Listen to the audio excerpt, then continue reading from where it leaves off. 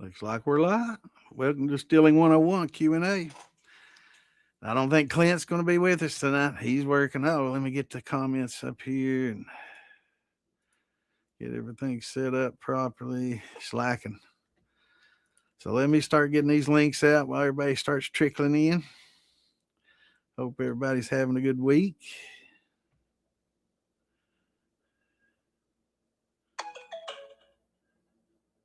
Let's all right, let me get these shared. Let me get my list. All right. So Patty's here. He's the first here, so he gets to entertain everybody while I send these links out. And people trying to message me, man. Let me send them a message saying, come to the podcast if you want to chat. So Patty gets to entertain everybody while I get these links sent out. You know any stupid pet tricks or magic? Can you juggle or what, Patty? I remember that on Letterman, those stupid pet tricks. That's pretty funny, man.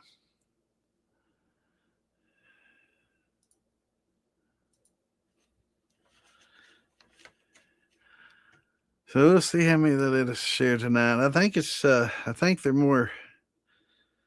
It's more precise now because the last two times it was exactly the same spot it stopped me. So we'll just have to see.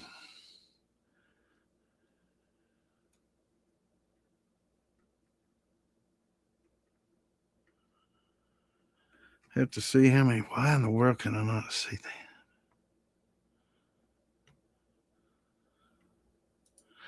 All these groups are titled very similarly.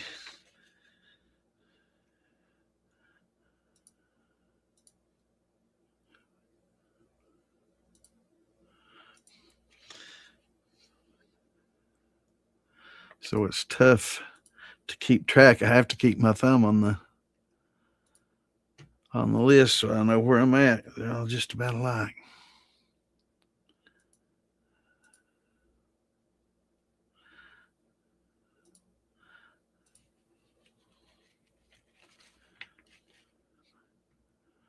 But we'll get these links shared. It won't be a few more minutes, maybe a minute or two more.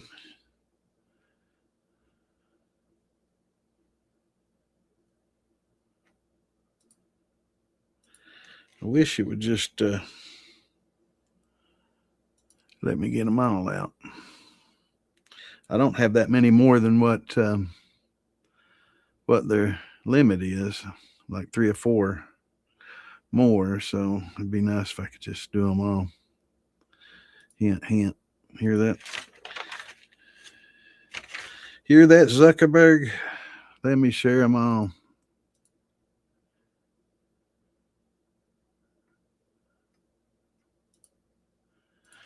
But I do have a pretty diverse amount of groups. A lot of them are don't have the same members in them. A lot of the groups have a lot of the same members, and that's great. I like that a lot of people are trying to get information from several different places and meeting different people in the community. That's awesome.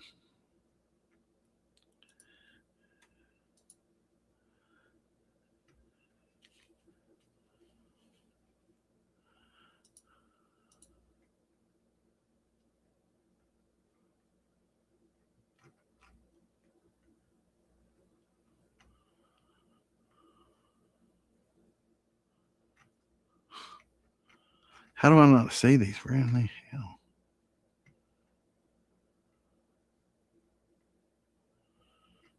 There it is. Damn. Yep. The exact same spot. So yeah, they've really tightened it up to where it's exact now. So I'm gonna might have to tweak my list a little bit because there's a few I'd like to get out a little sooner. What's going on, Patty? What's going on, Curtis? Good to see you, brother. 50 pounds of scorch, man. I've scorched the shit out of it too, brother. Don't feel bad. I did finally get my camera. Can y'all read that as Coca-Cola? It's not backwards now. Because I'm not sure how you all see it. But yeah. Yeah, it's about 20 gallons of water and 50 pounds of corn. That's about 2.5 pounds a gallon, or maybe a little more water, 25 gallons to 50. Yeah. Got a big old drum. You can do that. What's going on, Charles? Good to see you, brother. Yeah, yeah. Yeah, I scorched a lot when I first started, especially. Uh, and, from time to time, even after that, man, you get busy doing other things. You're trying to get things set up and you got that cooking and, just didn't stir it all the time, or your battery, starts dying on your drill, and you're digging for the other battery, and that shit's cooking. It's easy. It's easy to happen. What's going on, Joe? Good to see you, brother. How's it going, Spencer? Good to see you, man.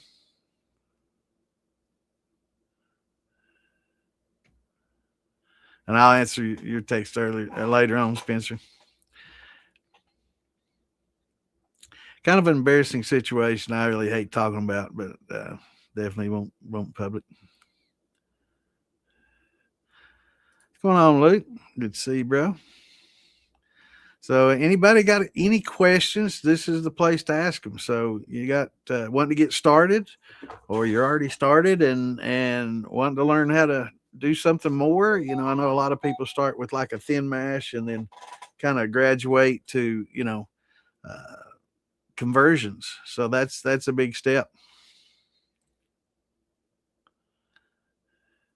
Yeah, that's kind of how mine's set up. It's I've got an old well, not an old, it's a newer. I burnt my old Craftsman up as a 3/8. Those mashes get very, very thick, especially when you're using that the mud mixer, right? It's for drywall mud. So I end up getting a Harbor Freight 1/2 inch drill, and it's got the little handle that comes out on the side, and I've got mine tie wrapped or zip tied to a board as well, and just sit it on top. That way I can pour in the boiling water and stir all at the same time when I'm topping it off. Oh hell, that sounds good.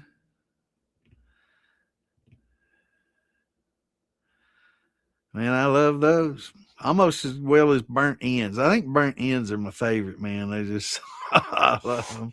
I can eat till I get sick on those things. Yeah, you want to pH your water when you do a grain conversion. You want your water to be 5.3, 5.5, somewhere in that range is fine. You just want it to be slightly acidic. That helps in the breaking of the glycosidic bonds when your amylase starts breaking those bonds down. It assists in breaking those up. What's going on, Cave Daddy? Good to see you, brother. Hello, Miss Tammy. You in here early tonight? 45 pounds blue corn, 4 pounds of chocolate rye, 4 pounds of Munich rye, 4 pounds of malted barley, 4 pounds of cherry wood smoked barley. Damn. 7 pounds of oats, 7 pounds of golden wheat, 25 gallons of water. Let me add all that up. There's 25, 45, 45 plus 4 plus 4 plus 4 plus 4 plus 7 plus 7 equal. All right, 75 and 25. So that's about 3 pounds per gallon. It's going to get thick. When you get 3 pounds per gallon, it gets pretty thick. That's not too much. 2 to 3 is a good range. You definitely don't want to go over 3, just for the simple reason it just gets so daggone thick, and it's so easy to scorch when it's thick like that, and it's hard to stir. But I will say, you're not starting out with that, so you're adding most of your malts and your barleys and stuff after the corn gets gelatinized, cooked, and the alpha's already thrown in it. If you're going to use some alpha, I would highly recommend it. I know you've got some malt going into it, maybe not enough diastatic with just 4 in that amount, because I think that might be the only malted, because a lot of the other specialty the rye and the specialty barleys get denatured and when they when they smoke them, and when they work on them and alter them, they get denatured. So you really can't depend on the enzymes. So definitely use your alpha and glucoamylase along with that. But yeah, you want to add those in at about 150, 55. So I am going to this summer. I've talked to a lot of people that have. So we've talked to a lot.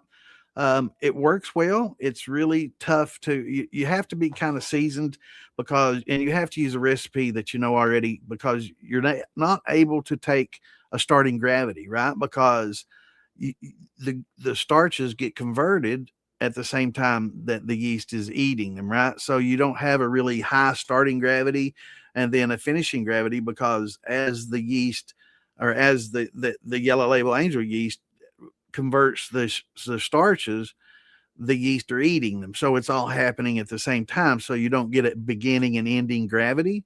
So it's really good to use a grain and amount that then in the in the amylase and everything. If you're going to use amylase, what you would have normally had, so you know what your gravity is going to be, except now you're not adding the amylase. That makes sense. So for example, I know if I do 2.5 pounds or 2.25 pounds of yellow dent corn per gallon of water, I do my conversions, I add my amylase, I know I'm going to get a 1070 or right or about. So based on that, I know that if I do it exactly the same amount wise, then I'm going to get probably about a 1070 if I had converted it. So use the right proportions of grain to water ratios, and well, that's good. Yeah, 1.8. That's getting pretty low on the pH. Definitely throw some of those oyster shells in next time you do those.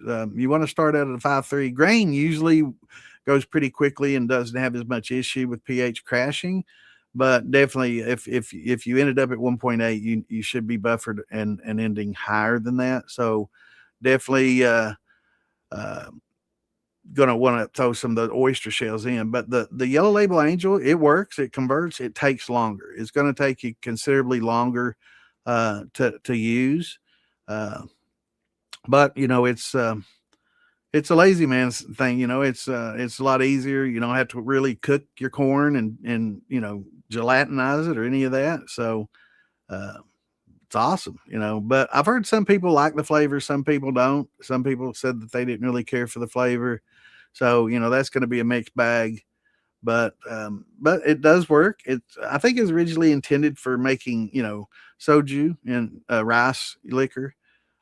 But yeah, it works perfectly fine with grains and conversions. So, but it does take longer, and you got to give it time, because like I said, you can't get a starting and ending gravity. So you don't know when it's actually finished because it's still working. You don't know when it stopped working, because it breaks down the sugars as it consumes them. So you never have an excess and it's always going to be relatively low throughout.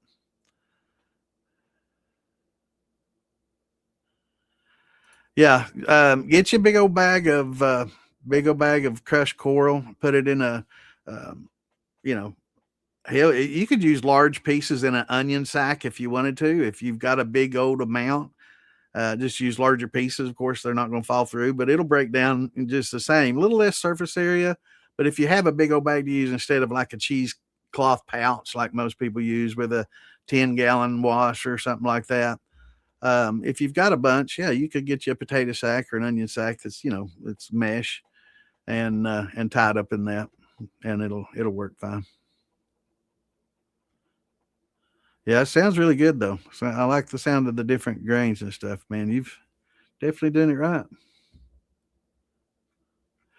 Yeah, it's been a mixed bag. It works. It will work it off as long as it's viable. But as far as flavor wise, it's been a mixed bag. Some people think it's great and just fine, and some people didn't care for it. So, it's that way with most all the yeast and stuff. Some people hate the bread yeast. Some people love it. Some people hate EC 1118, which is pretty neutral, and some people, don't run nothing but.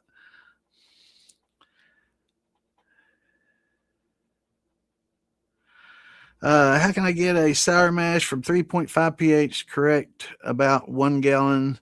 3.5 is fine. Most yeast can live at that without an issue. It's a little on the low side for sure, but again, throw in the oyster shells. You can buy them at any farmer feed supply store. They come in like 40-pound bags for like 12, $13, and they last a long time. I do recommend cleaning them up. I boil them, and after each use, I rinse them real good. And when I'm getting ready to use them again, I'll throw them in, that pouch in the boiling water that I'm using for the corn before I pH it down, and just kind of boil any kind of bacteria off. And then I'll pull that bag out, and then I'll drop my pH. That does two things.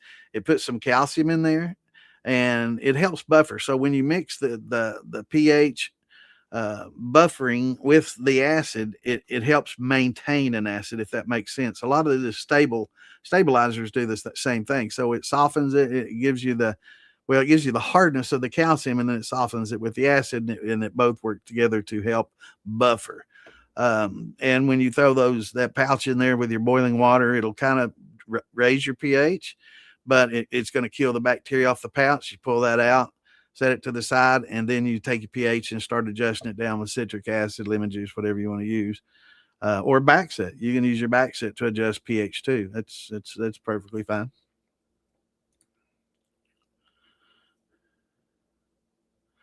Yeah, that happens. Temperature too can cause stalls. There's several things that can cause stalling. Yeast that's not real viable can, just really not populate enough and do well. Temperature, not being in the proper temperature range. We see a lot of that in the fall and early spring when people, or we see it a lot in the fall because people have been fermenting all summer long, spring and summer long, and then all of a sudden, boom, things don't do as they normally do. Well, temperatures are 10 degrees cooler than they used to be. That's why it's slower or stalling. So pH, temperature, usually the two biggest factors in that.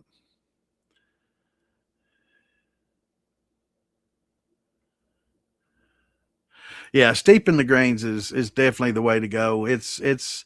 Um it's it's just fail proof. It's much more dependable. You don't have to, especially if you're going to use, a grain bill like Charlton. It's got a lot of expensive malts and chocolate malts and Munich's and all other things in there. It's you definitely, and heirloom corns, things like that, where you have a lot of money invested.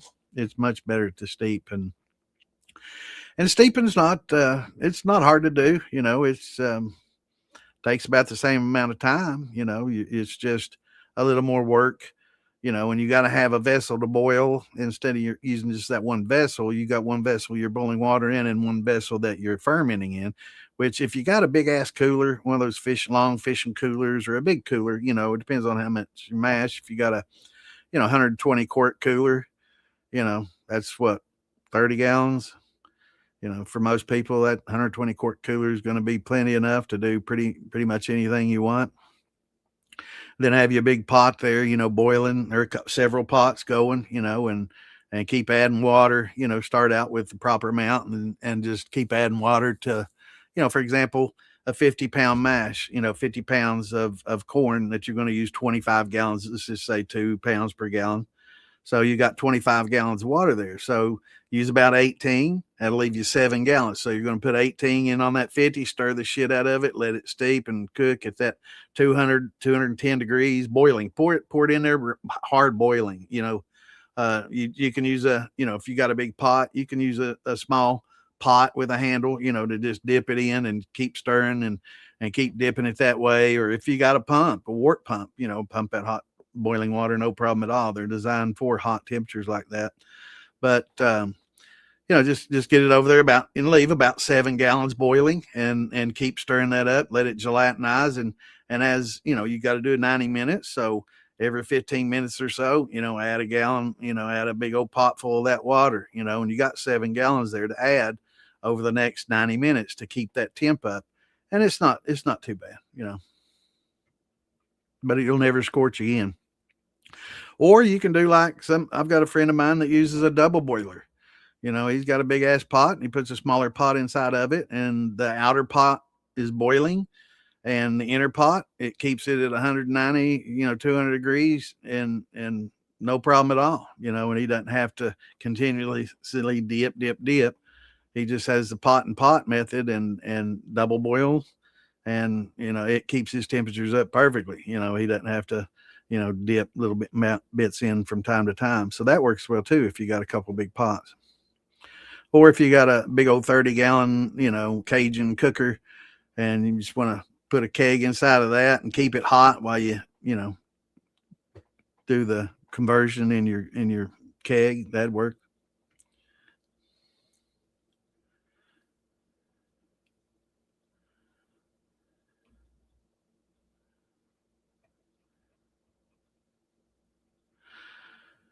There's old Clint.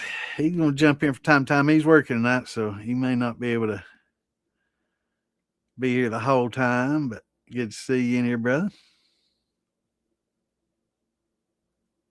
Yeah, this didn't produce a lot. Yeah, that's good. It's all a learning experience, and you can chalk that up for a learn. But I'd imagine it would taste good, man. Yeah, it's different. If you don't mind converting, I would recommend converting.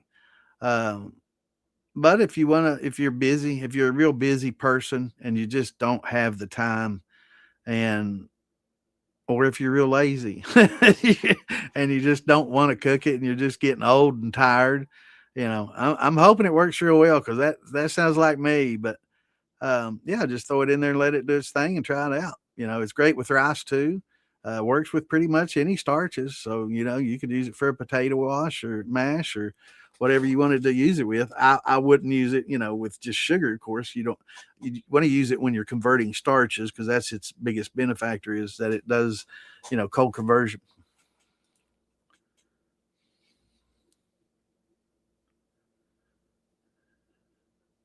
Well, if you're getting lacto, a lot of times that comes on these grains that you're getting, right? It's just on there, and it's lacto, bacillus. Uh, if you're going to use high temp alpha amylase and glucoamylase instead of adding all those malts, and you can add them at 170, 80 degrees and cook it all at the same time, but it's really not.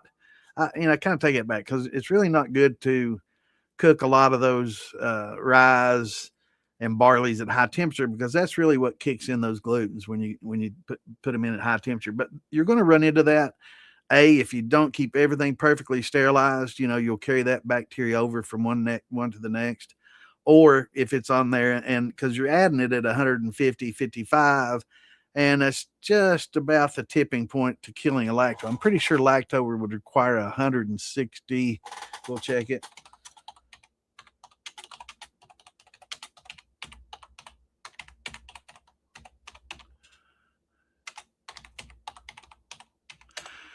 I'm thinking it's around 100. Lacto begin to weaken and die reliably. Yeah, to reliably kill them quickly and completely, temperature of 160 degrees Fahrenheit, 71 degrees centigrade, or higher for a short period, or 180 for rapid. So they do start to weaken though at as low as 120 to 40. So if you can hold that 155 for a long period of time, you're probably going to get maybe less issues with lacto. I mean, it's not going to be. It will definitely put it off to the end. That way, you're not going to have large numbers of them, even if you have them. But it's just coming in on those. Most people run into the issue of dumping sugar in at a low temperature when they just didn't get the gravity they wanted. So instead of bringing water up to a boil and adding the sugar and stirring it and dissolving it in well and killing all the anything that's on that sugar, they'll just dump that sugar in low. Guilty is charged. This is how I learned.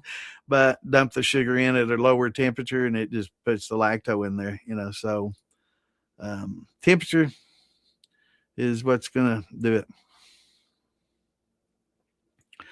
Yeah, Yellow Label probably wouldn't be my first choice of strains to experiment with. It's for flavor and to be serious about. I'm using the Wale. I just want to see how well it converts, and I'm going to do it side by side with a good, what I consider a really, top notch yeast, and kind of compare and see what I get. So I'm going to start with 2 pounds of corn on one, 2 pounds of corn on the other, everything exact next to each other in the sun and outside and fermenting, the same temperature. Everything's going to be the same. But one's going to have Wale. The other one's going to have probably a 927 firm solution, 927. Probably use that with the other one because that's really good yeast. So I'll probably do that and compare them, right? So I'll have to let one sit for a month while the other one works, though, because one will take about 5 days and the other one will probably take about 3 weeks. So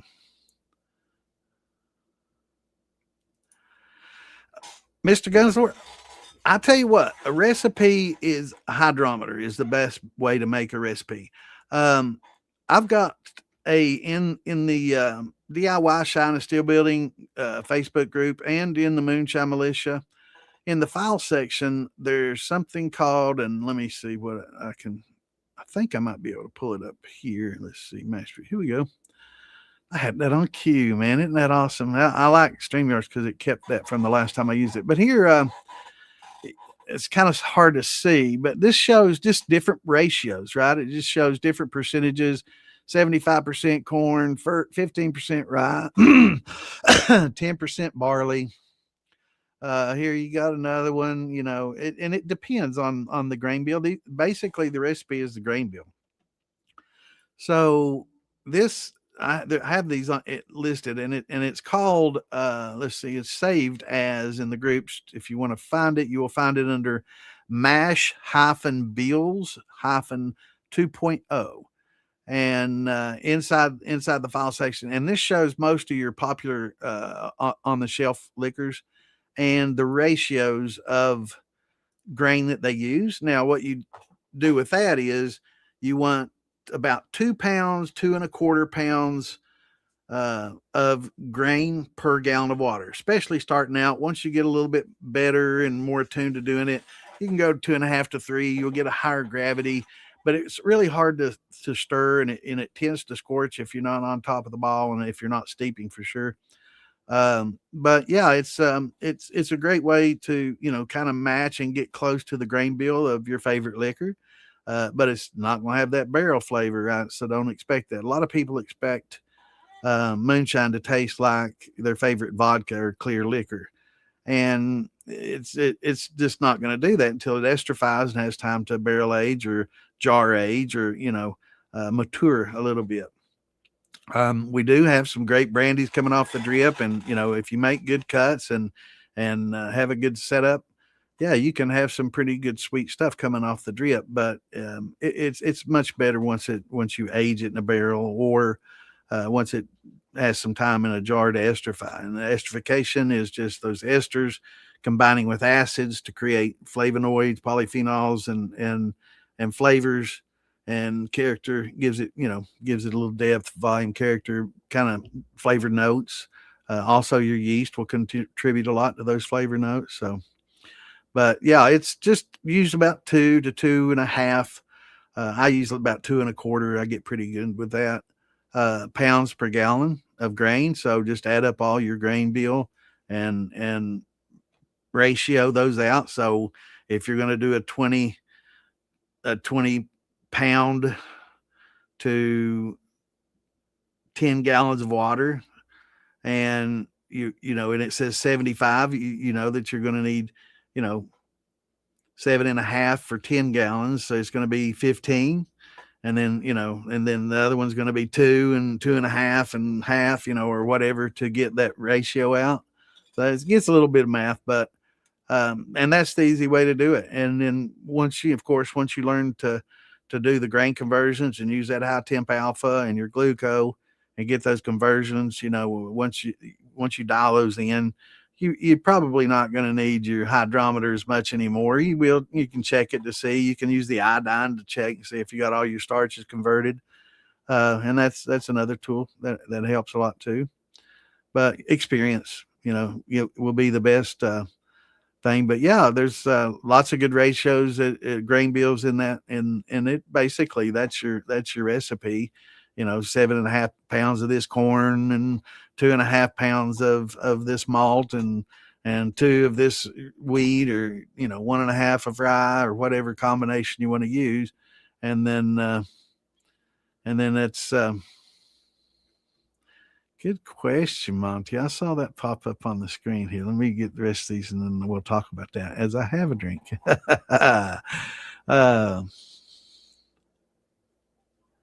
Yeah, dainty and high temp, definitely, definitely. That's the way to go. Even if you're going to use malted grains, there's nothing that says that you can't, especially the high temp, because it makes that, you're not adding the malts and all that until much later after you gelatinize and work with that thick ass corn, right?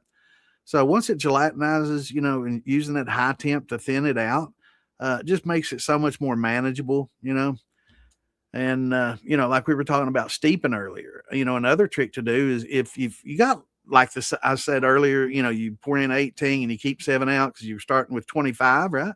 So if you got it to the end and you kept your temps up and you got 4 gallons of water left, don't throw that hot 4 in there, right? So throw that hot 4 gallons out and put in some ice cold 4 gallons, and that'll help lower your temperatures to where you can get to the adding your malts and stuff, because you've already cooked it for 90 minutes and the high temp's already had its chance to work in and do its thing. So, there's nothing that says you have to keep those temps up. A lot of people, if you got a chiller, you can drop it in there, and drop those temps quicker. So it's nothing worse than sitting there waiting on that thing to cool down, right? We've all done it, sitting there, God damn, how long is it going to take to cool off, man? It's been an hour now and it's still hot as fuck. It takes a long time. So, if you got a few gallons of water left, dump that out and add a few gallons of cold water. Or if you've got ice that we use in our flakes to help keep our condenser water cold, if you got a few jugs of ice, like most people do, is put your milk jugs in the freezer and have some ice, you can throw those in there and help cool it off quicker, because there's nothing worse than waiting on it. And it takes a while, especially if it's in a cooler. So into that, if you've got it in a cooler and you're fermenting in that cooler and you're using it to hold those temps and you don't want to anymore because you've added your alpha amylase and everything, there's nothing that says you can't scoop that out and put it in a barrel or something like that for part 2, right? Because you're not going to, you can ferment in that cooler, but if you're going to go to a barrel anyway, you can start scooping it and push your ice bottles in there and cool it off.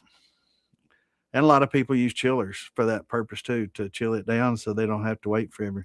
But yeah, there's some great selections of yeast, and some yeast out there gets kind of expensive, but with your grain bills, it probably would definitely benefit you to run some Quebec, for sure. Yep. Yeah, it's really good.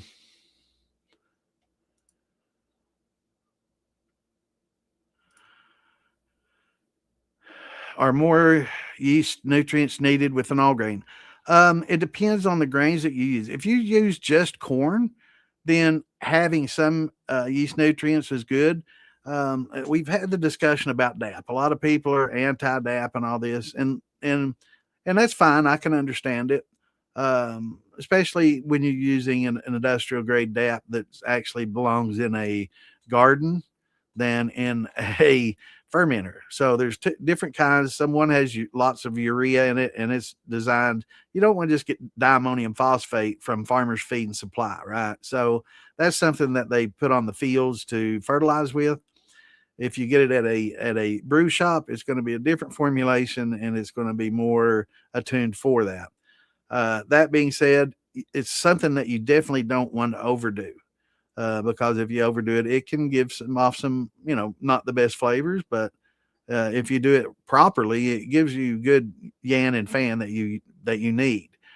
But there's other supplemental nutrients that are very beneficial to a fermentation, and a lot of those that you will get from the grains, right? And you can add some, but with a malted, if you have a malt in there, you don't need nutrients. You're not going to need nutrients because a lot of those malts will have it.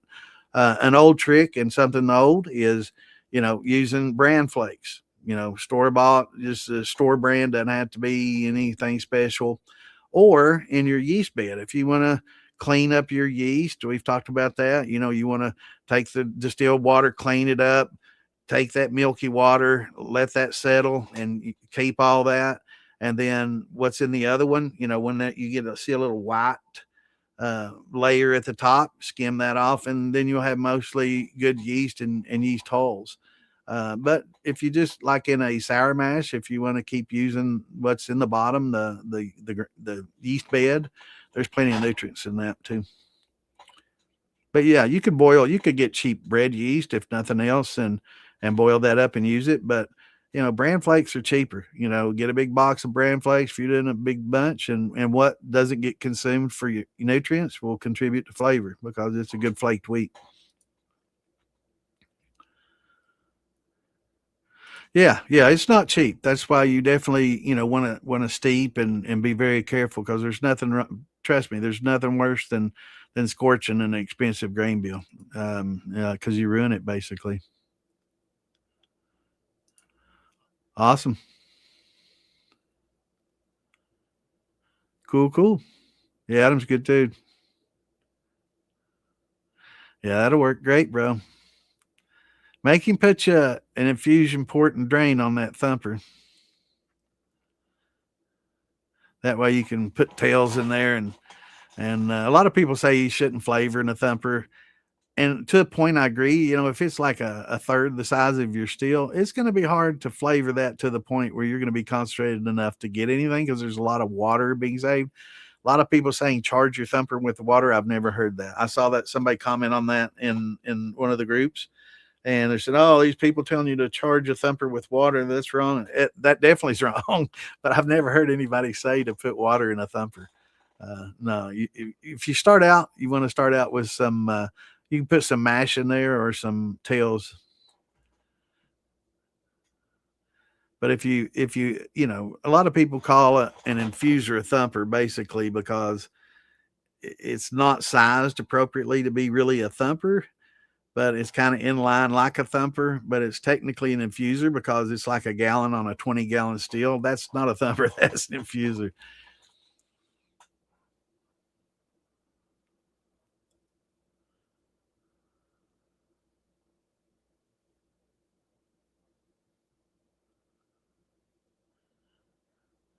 Yeah, steeping's the way to go. Yeah, it's definitely, if you got a 55-gallon pot, definitely strap you a mud mixer. This is what I use. I don't know what everybody else uses. Let me see here. This is exactly what I use. And everybody says, "Oh, what about the metal and using the steel and the rust?" And I'm like, man, this is coming from somebody who's had a cast iron skillets that get rusty and seasoned.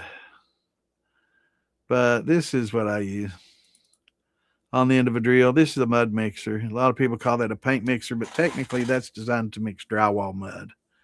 That's a mud mixer.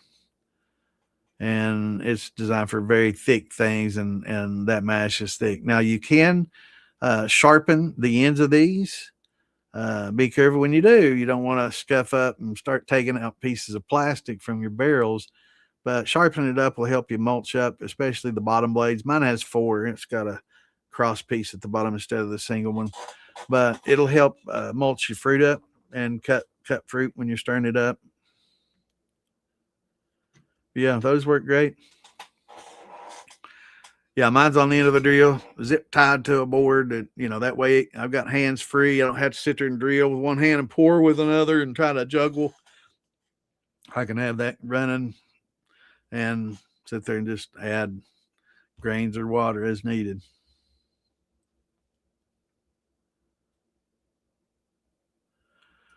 Yeah, there's a lot of different ones. Yeah, this is probably like the brew Digiboil and some of those work fine. They actually make caps for them for distilling. You can use them for distilling. There's some hacks. You void your warranty when you use the hacks, but it's like a dual element. You got a low and a high. So there's a hack that you can use both elements at the same time to get it hotter quicker, but you're going to avoid any kind of warranty. So once you're past your warranty, maybe look up that hack and give it a try. I was going to get one of those just to experiment with it, but I was worried about one of the elements going bad, and how hard would that be to replace? So I just ended up getting a pot that I could just set on a stove and use the stove elements. Now, I will say when you use stove elements, make sure that your stove doesn't cycle when it's on high. Some stoves will just go on high and stay on high, and you'll just get, constant flow. Some temperature will still cut on and off when it's on high. I've got two, I can't think of what they're cheap stoves. Two Frigidaire stoves. And wait a minute, what is it? Is it? I think it maybe. Anyway, one's 20 years old, 17, 20 years old, and it stays on all the time, right? It doesn't cycle unless it's like on medium. But once it gets to 3/4, it'll cycle. Stop cycling, I mean, and stay on full. You don't want the ones that'll cycle on high. That really makes it much more difficult to make your cuts. So if you got a stove or a gas stove, you can adjust those and they're constant. So those work well too. What's going on, Brian? Good to see you, brother. What's up, Joshua? Good to see you, man. Yeah, barley and rye, 150. Yeah, 150, 55. That's where you want it. We also have a chart. It's also in the file section, and you definitely want to keep these. I'll try to show it every week so people get used to seeing it, and you should get used to seeing it and get used to using it because it shows you what temperature that you should add each of these: corn, maize, rice, corn. Now we know we do our corn a little differently. This is if you're trying to preserve if you have a malted corn. But yeah, your barley mark, you'll see there at the very right side is, right at 155, and the left side is probably about a 145. So 145 to 55 in that range. Yeah, you're good. And you want to hold at those temperatures, kind of like you do the corn to gelatinize. You want to hold those for 30, 45 good minutes and let them work. Because once you get cooler, they start becoming much less effective. And once you reach a certain temperature, they just quit. Yeah. So that's why you have the right and left side of the barbell. Right side is when they're the most highly active, right before they denature. And the left barbell, the left dumbbell, or whatever you want to call it, will be at the lower temperature where it will basically almost stop working when you get lower than that. So that's the range.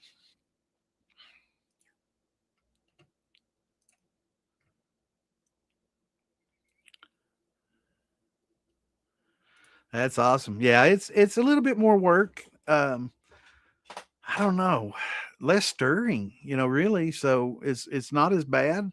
You don't have to stir as much. You just stir every time you add more of the water over. So and keeping the temperature up. So actually, it might be less work when it comes to the stirring because if you're cooking it, you got to stir the whole time. Will star san at the get go kill out that lactobacillus before it gets started? Yeah, but if you can clean your equipment with star sand, it's a different disinfect. I shouldn't say clean. I used the wrong word there. You can disinfect your equipment with star sand, but it's not a cleaner. But yes, it will kill that lacto, but that's not something that you want to put in your mash either, right? You don't want to put the star sand in there. It's just it's acidic. It's an acidic killer. But if you want to use something like that to kill it, you can use potassium metabisulfate, which is basically a Campton tablets. Most people use that in wine and brandy making. But it can be used with anything to kill off anything. You just use it early and it'll kill it off in your mash. You give it time to degas, 24, 48 hours, it'll degas out and it's gone. So, yeah. Thank you, brother. Thank you. Thank you. Yeah, it's time for shop, man. All right. So I did notice, and did I skip? I noticed you asked earlier. Maybe I'm not to your question yet. Yeah. I sit down there now. So Monty asked the question about the soluble oak. So I did an experiment. I tried a multigrain, and see which one I kind of favor. I like the flavor of the oak. I really love the charred oak, but the soluble oak will give it some flavor notes that I'm not getting from my staves just alone. So is it worth to use it as a standalone, just that? I haven't really calculated the cost and how much it would cost per quart, but it's okay. Yeah, it makes a decent drink all on its own. it added some different flavors that 5 grain or 3 grain didn't have.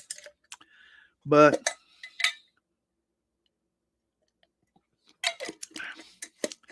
so did that.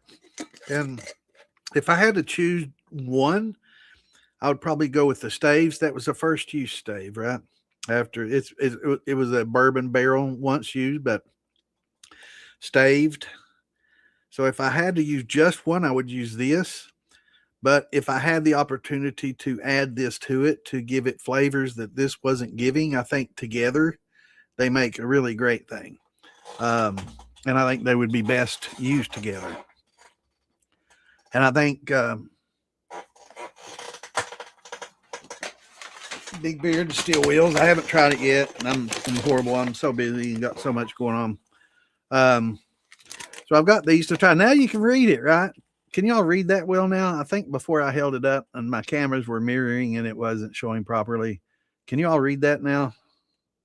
Because used to it was reversed. Somebody let me know.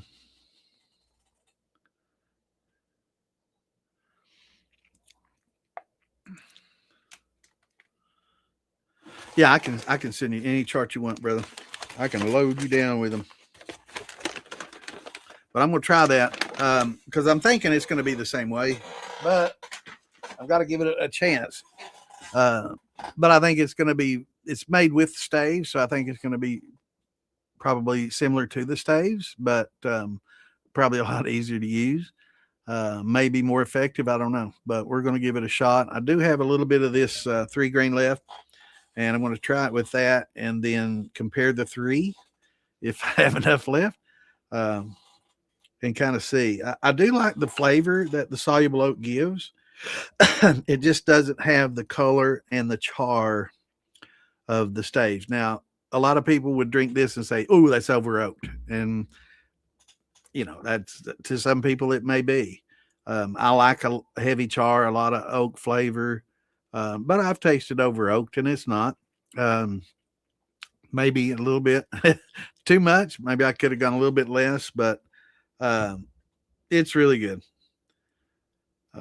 And I think the combination of the two would be great. So it's a tough call. It's really tough, Monty. I don't know. I would have to see how much it's costing a quart to see if it's worth it to add those notes. I'm not sure if you couldn't, dissolve a little caramel and make a few drops of vanilla in there to give it some of these notes and have the same thing. I don't know, but it does give some of the more delicate notes. I know a lot of people in beer drinking and wine, like Cal was talking about, really love it because it gives that some it's just something that's not really heavy bearing, but us whiskey drinkers, we want, to go from a white dog to, this is a huge transformation. And, light nuances, probably not going to be enough. In a wine, absolutely. That would probably be killer in a wine or a beer. I had to dose it heavier to get to where I am now. I did a 5%. And I think really it would be best combined with the staves. Awesome. Well, I tell you, I'm gonna prepare you now. As soon as you use that 6-gallon still a few times, you're gonna be like, man, why didn't I get that 15? It's always wanting that bigger and bigger and bigger until you get about 20 or 30, and then most people get pretty happy with 20 or 30. But that's awesome, brother. And it's not, it's 6-gallon may be just right for you. So, but it's a lot of work. It's not easy. If this was easy, everybody be doing it. Like a lot of things. But once you get seasoned and stuff, you'll probably end up selling that 6 and moving on up. Especially once you get the bug and get hooked on the hobby, man. It's like definitely going to go bigger. And it's nice to have the 6 too. I'll say this because some people that have and I like it. I've got a smaller steel, and a lot of people have that big steel. But a lot of times when you proof down alcohol and you want to rerun it, you're not going to have enough space. So if you got a 15-gallon still hypothetically, and you've got 2 gallons of 160 proof of hearts, and you want to run those a second time, so you proof that down, you got 4 gallons. You're going to run 4 gallons in 15. That's not real good. It's not efficient. It's not real safe. But that 4 gallons in that six be perfect, right? So that's probably what in a few years you'll be using your six for your second runs. But hey, you'll still use it, and it got you in the hobby. That's the most important thing. And congrats, brother. Any questions that you have, bring them here, and we will help you through all phases of the hobby, man. We'll get you going. Can I cook the grain at normal temperature like a regular cook, but still use the angels? Is that a thing? Yeah, you can. Yeah, you can go ahead and gelatinize your corn. Of course, you're not going to put your yeast until late. But yeah, you could go ahead and gelatinize your corn and do all that and let it cool and I guess not add the alpha amylase. But if you're going to go to that trouble, I would highly recommend just using alpha amylase and a different yeast. Because that's the big benefit of using the angel yeast is for its conversion ability. I don't think anybody buys it for its flavor. So everybody buys it and uses it because it's of its ability to do the converting. Yeah, the 15 and a halves are great. I've got an 18 and a half. I've got 15s. I've got a couple of 80s. I've got 7.5. I've got all different sizes. So it's nice having a variety. But yeah, that smaller steel definitely comes in handy when you want to run that second run, and you've got just 4 gallons of something that you want to run. You definitely don't want to run that in a big 18.5 gallon steel, because that's just too much airspace, right? You got too much, and you don't want to water it down, because then it becomes very inefficient. You may not get great recovery. You'll have low proof coming off. So having that smaller steel comes in handy for that. But yeah, I would just if you're going to cook it, I would go ahead and use a different yeast and use the high temp alpha and go that route. Its biggest benefit is the grain conversion, and it's good if you not able to do the cook, right? And you're apartment, you can't really bring out the big thing and cook and all that. You're distilling on a stove, but you want to do a 20-gallon mash, and you got a 5-gallon pot on your stove or a 6-gallon pot on your stove, and you just want to do 5 at a time or 4.5 at a time, but you want a bigger mash so you don't have to mash 15,000 times for every run. So yeah, it comes in handy for that, because you can just throw it all in a barrel, put it in the corner, and let it do its thing. You don't have to worry about boiling water, because a lot of people's issues with especially doing large amounts of mashes is having a pot large enough to boil that much water. When we start talking about 20, 30 gallons of water, how many of y'all have a 20, 30 gallon cook pot? Or you can, of course, break it up into several 10 gallons, but 10-gallon cook pot. That's why a lot of people buy beer kegs, 15.5 gallon beer kegs. They'll just cut the whole top out of the damn thing, keep those handles, and they'll use that as a pot to boil in, because a 15-gallon pot's expensive.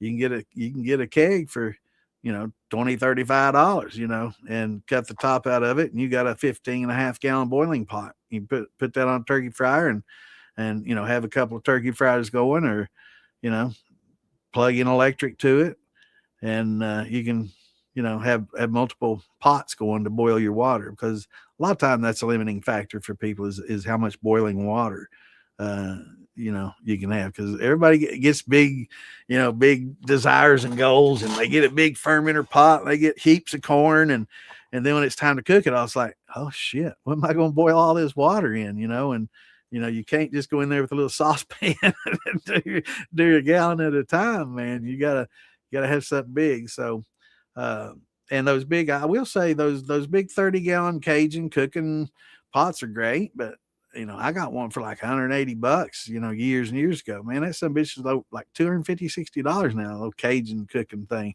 And it's got like a little strainer basket built into it for pulling it out, and having all the, it's made for shrimp boils and things like that.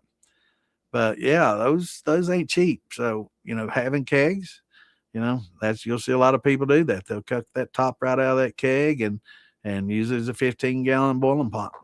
They work well.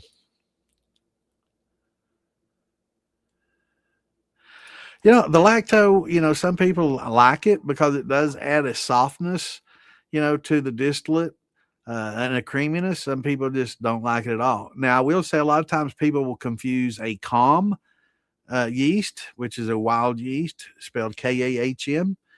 A lot of times that gets confused with the lacto, and the calm is nasty. It's not good. It's not a good thing. I got some pictures of it.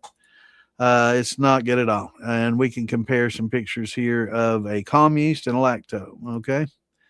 This is a lacto. You see the bubbles, that's characteristic of it, but you see the filament, the veins going like lightning bolts in the veins, and looks like it's fractionalized or fractured. Yeah, that's a lactobacillus.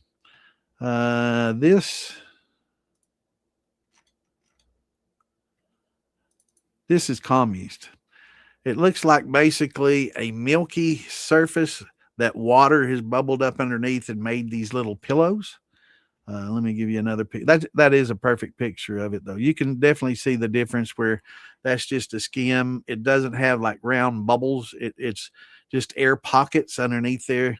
It looks doughy, if you will. Here's another picture of it. That actually is a combination of some lacto in a calm, but that's mostly calm. But you can see how it's just mostly doughy looking, but pillows basically. And let me see if I can find another picture. And this is more of a lacto, right? So, and sometimes they're tough to tell. And sometimes, like that one picture, you can actually get both. But lacto is not as bad. Calm yeast are pretty bad. You definitely, if you see those, you want to scrape it and run it.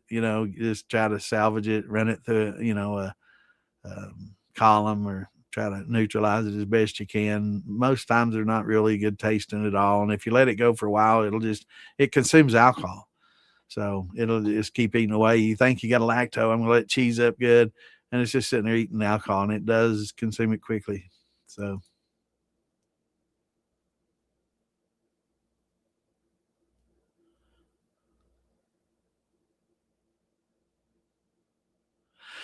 that's different. That's step mashing, and a lot of people will come up and do rest. That's step mashing. That's a beer maker's process, and nothing wrong with doing it that way. Absolutely nothing wrong at all. And actually, a lot of, if you're doing all grain, which without the corn, like an all rye or a wheat and rye or barley wheat and barley rye or something like that, without any corn at all, that's definitely the way you actually want to cook it, because you don't get all that.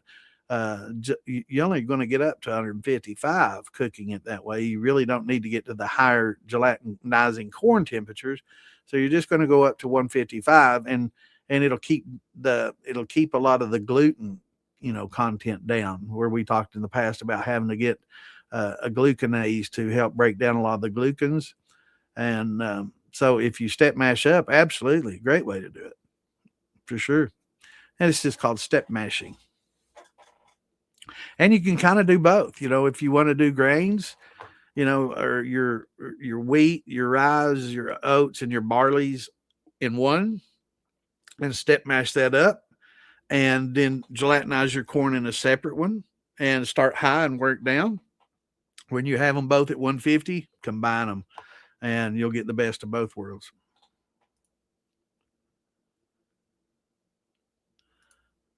Okay, this might be a question. Weeds and grass, which wild grass and how high sugar? Let's explore nature's weeds to find high sugar content. There actually are. Kudzu, we've talked about that in the past. Kudzu's got some starch, and it's invasive and basically free. I've got a buddy of mine that's in Pike County that it's growing up his electric pole, and I saw him posting on Facebook earlier this week, about the power company won't keep the damn kudzu, off of it, and it shorts out his power every time it rains. And so I'm like, man, I told him all you need to do is tell a bunch of moonshiners that you can make moonshine with it, and you'll never have another bit of kudzu around there. But yeah, there are a lot of weeds and plants that can be utilized and broken down. Break their starch contents down and use them. Um, yeah, you can break them down and use kudzu. Yeah, it's been done many times.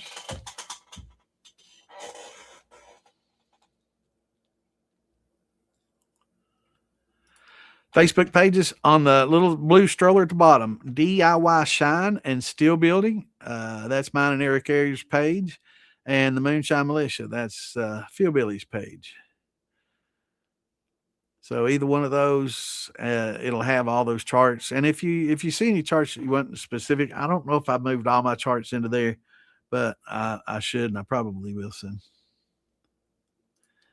Yeah, it's about that time, man. Listen, I've been drinking a little bit of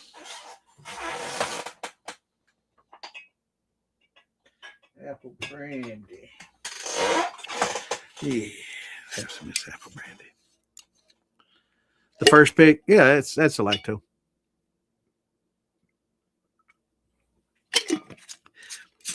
Yeah, the calm yeast looks just like a film that has air pockets pushed up. It doesn't have like bubbles. It just looks like pillows. Odd arranged pillows is the best way to describe it. And I'm going to have to drink that instead of these two so I can keep those for comparison.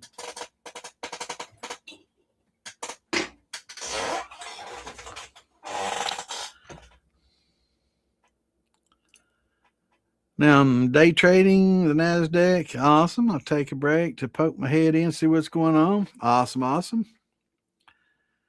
Did you get on that big Intel bubble?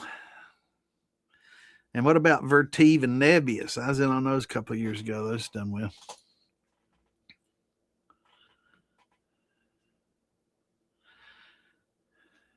And I tried to get my investor to get in on Palantir, and I kind of missed the boat on that.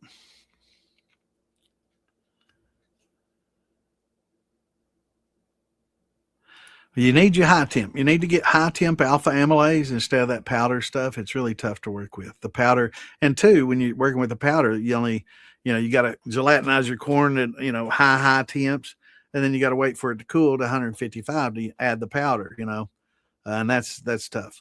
But yeah, the high temp alpha amylase is so much. I mean, everybody that uses it, it's just like they won't go back. It's like using electric elements. Once you use that electric elements, you're not going to use gas for anything except maybe to boil some water, or, if you're doing something where you can't plug in, you might have to use it. But yeah, using the high temp alpha and the liquid glucose, definitely the way to go for sure. It's so much easier to do. But yeah, with your lacto, be careful what you add and what temperatures you add it at. And I mean, lactose is not the worst thing in the world, especially if it happens late. You just don't want it to happen early on because it competes with the yeast for foods, and it can actually beat the yeast out if it gets a good foothold. So, and it stresses the yeast, which causes off flavors, we know. So it's best to have it kind of later on, like when your gravity gets down to 1.1 or something like that, or less, then that lacto kick in a little bit. Some people actually introduce it intentionally at that point, just to add some creaminess. So if they're making a brandy and they want it to be a peach cobbler, a lot of times they'll add that lacto in their peach brandy or in their peach mash, right? Must, I guess you should say, peach must. Late in the game when it's down to 1.1, give it some creaminess, and that kind of gives you the flavor of the crust, right? So you can get some of the peach and the crust to make it taste, like the cobbler. So that's one of the tricks that you can use to do it. Another trick is to add oats to get that as well.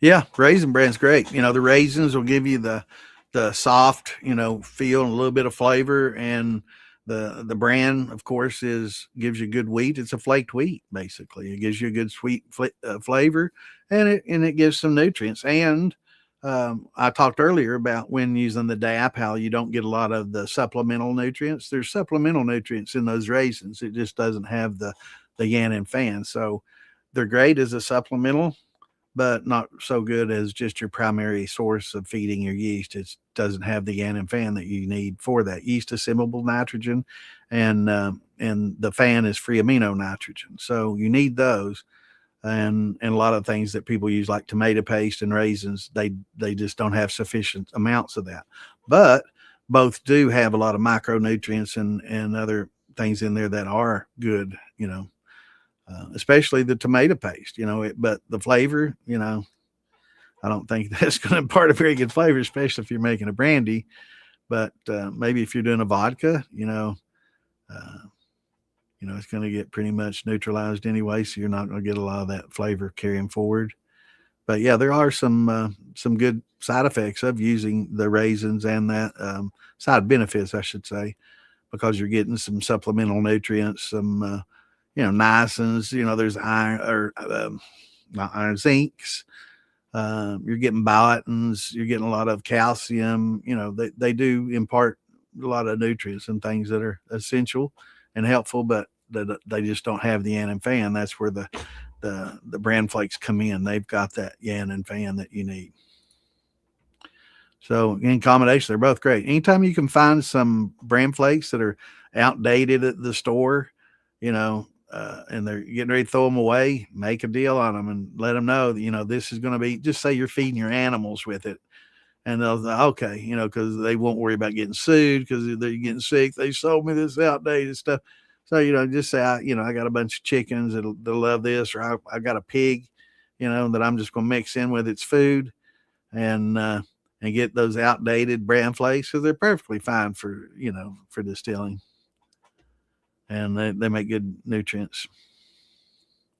Yeah, it's been getting hot here too. It didn't get the hundreds today. It was 96 the other day when I was out, and I didn't realize it was Saturday. And we've been getting into the 90s today. I don't think we quite hit it. I think we were high 80s here today. Yeah, we're 86 today and 82 tomorrow. It's going to rain a little bit. So we'll have to mow. But yeah, high in the mid 80s, so we'll be good. But 80s during the day and 60s at night, that's perfect temps for fermenting your grains out there. Just don't put your fermenters out in the sun. Make sure they stay in the shade. You don't want direct sunlight hitting the side of those, especially in a black barrel. We've talked about that. And we all learn by our mistakes, and yours truly have made them all. I've learned the hard way just about for everything. So using big black barrels is great in the wintertime. Maintain some heat and gather some heat from the sun. But man, it gathers some heat from the sun.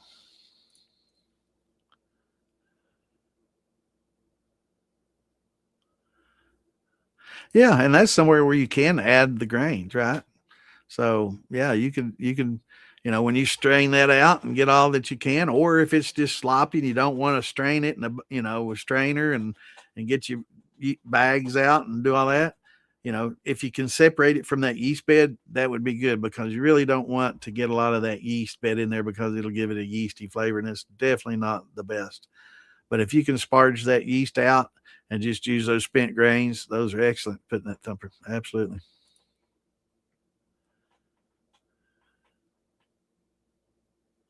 Awesome. That sounds great. Am I that far behind? I am, aren't I? 20 minutes already.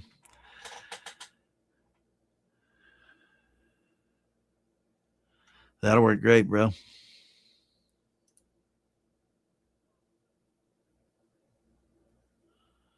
That works. Those ones that have the handle on both sides, I've looked at those, man. I was actually considering getting one of those when I just decided to zip tie mine, because those are pretty nice.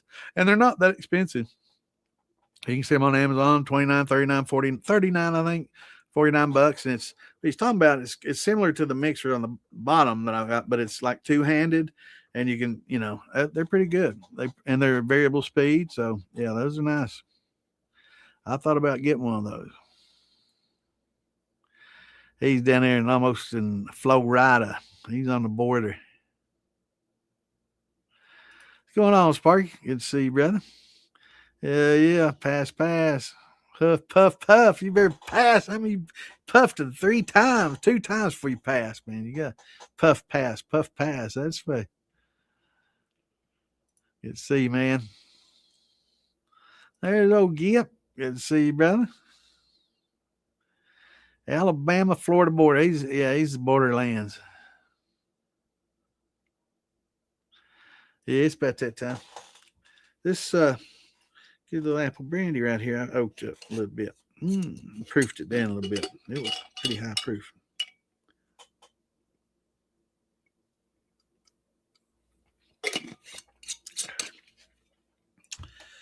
Oh boy, here we go. I need to share the rest of those. Oh shit, about knocked my jar over. Let me share those links and I'll be right back. And absolutely, Charlton, I will share those with you. And anybody else that wants them, just let me know on Facebook. Send me a Facebook message. Send me a direct message on Facebook. But better yet, just join the group. Well, that'll get them quick.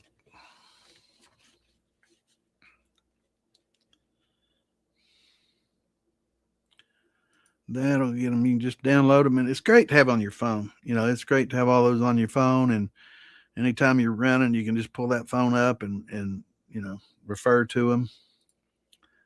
Because I can't remember all that either. You know, I tried to remember all those temperatures and all that information. Shit is old. I mean, I used to be able to remember most of it, and I had it all down. But you get old like me, you can't see shit, you can't hear shit, you can't remember shit. Sucks. It sucks getting old.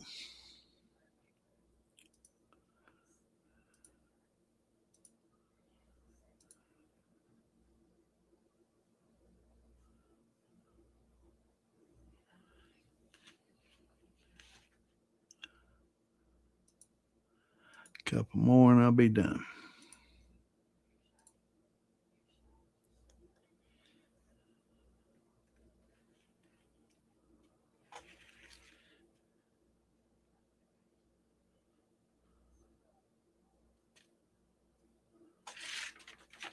All right.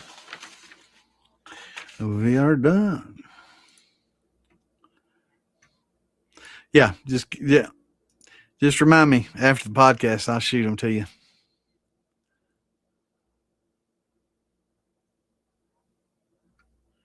That's good. And, you know, boiling water, Star Sand works great. And, you know, they say you don't have to rinse it and all that. I kind of prefer to, you know, I don't know, maybe it's just me being old fashioned, but I rinse it. They say it's a no rinse sanitizer, but I rinse.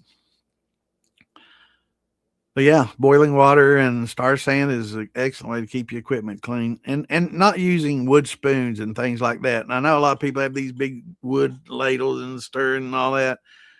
It's great for storing yeast in. You know, they'll get in those pores and you don't know it, but you're introducing yeast unless you're of course stirring it something hot and you kill it every time.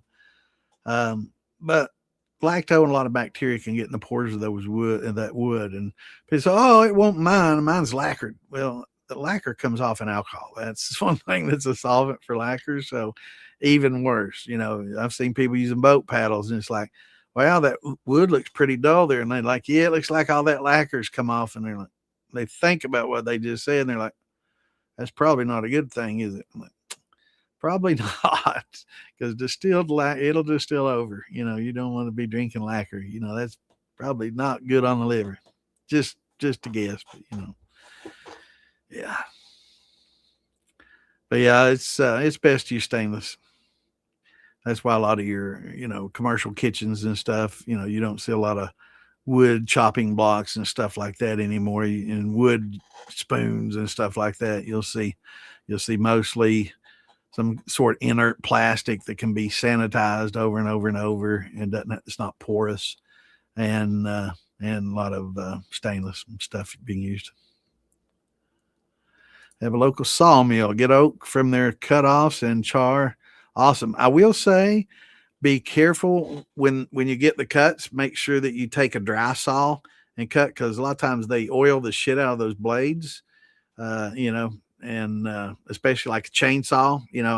Mine was chainsaw, so I'm assuming my grandpa used to run this lump, the sawmills and stuff. But I was getting firewood, right, and I was getting good oak, white oak, and so I'm like, wow, can you bring me more of the white oak? Yeah, I got all different kinds. I'm like, well, the more white oak, the better. So I used to just kind of go in and cut that off and just take slices out of it. And every once in a while, I'd notice that I'd get a little rainbow film on top of my distillate when I aged it on it, right?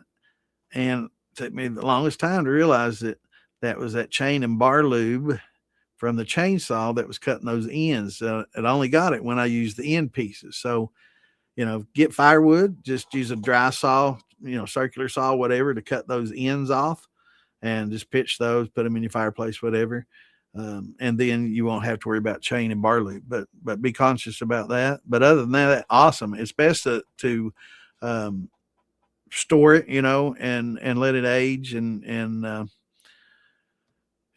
season, let it get good and seasoned, and then char it and use it. Staves is one of the best things, and I'll tell you two reasons why. One, it's cheap.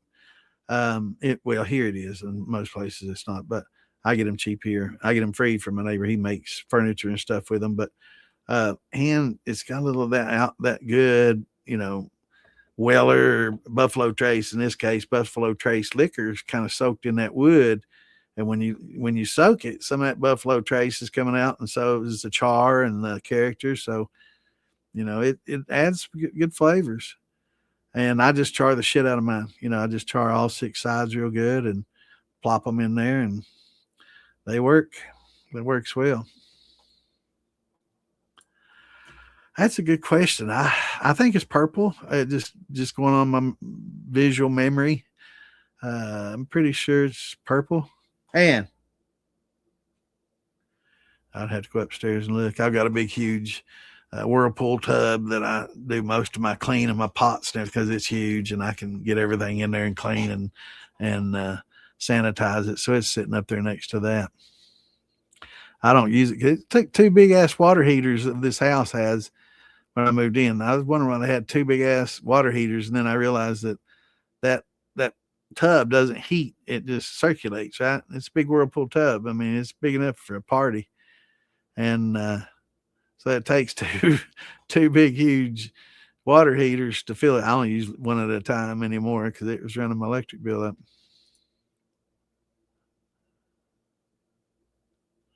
You were told not to use Camden tablets to kill that stuff. I'm not sure who would say that, but it's been used in the winemaking industry forever. Potassium metabisulfate and potassium sorbate's been used for ages. It's in your better, a lot of times what happens is when you make fruit, you don't want to heat the fruit to 160 plus degrees because that temperature takes a lot of the flavors out, right? Same with, marijuana. When they process marijuana, they don't want to get the oils out at higher temperatures because it takes a lot of the flavors and the terpenes and flavonoids out of it. So they lower temperature, right? So what this does, it allows you to kill the bacteria without having to raise the temperature, and you maintain all those flavors in the wines. But yeah, it's commonly used. I wouldn't use it for grains, but for fruits, absolutely. I use it in my wine making every time I make a wine. So I don't know. A lot of people tell you a lot of things, and they really don't have the knowledge to back it up with. I doubt.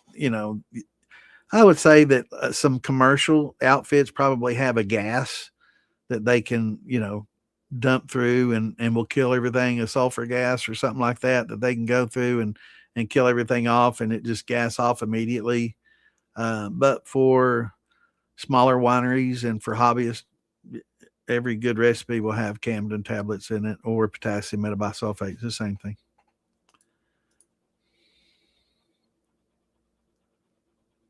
Absolutely. 13.2 is a great size. I would say, less than 10, once you get used to the hobby and get the bug, you're going to end up getting a bigger one. If you have a 13 to 15 to 18, that'll keep you happy, maybe for a good while. But eventually everybody ends up wanting a big 20 or 30 gallon copper steel, and that's where they end up going once they get the bug and once they get hooked on the hobby and enjoy making it so much and learn more and more and more about it. And that's really when you probably should invest in one if you plan on getting one. I wouldn't, not necessarily for a beginner, because you don't want to scorch in the bottom of that copper and have to Scotch Brite and scrub it out and or cut the bottom out like Big Easy did on that one. If y'all saw the video, it was scorched so badly you had to cut the bottom out, right?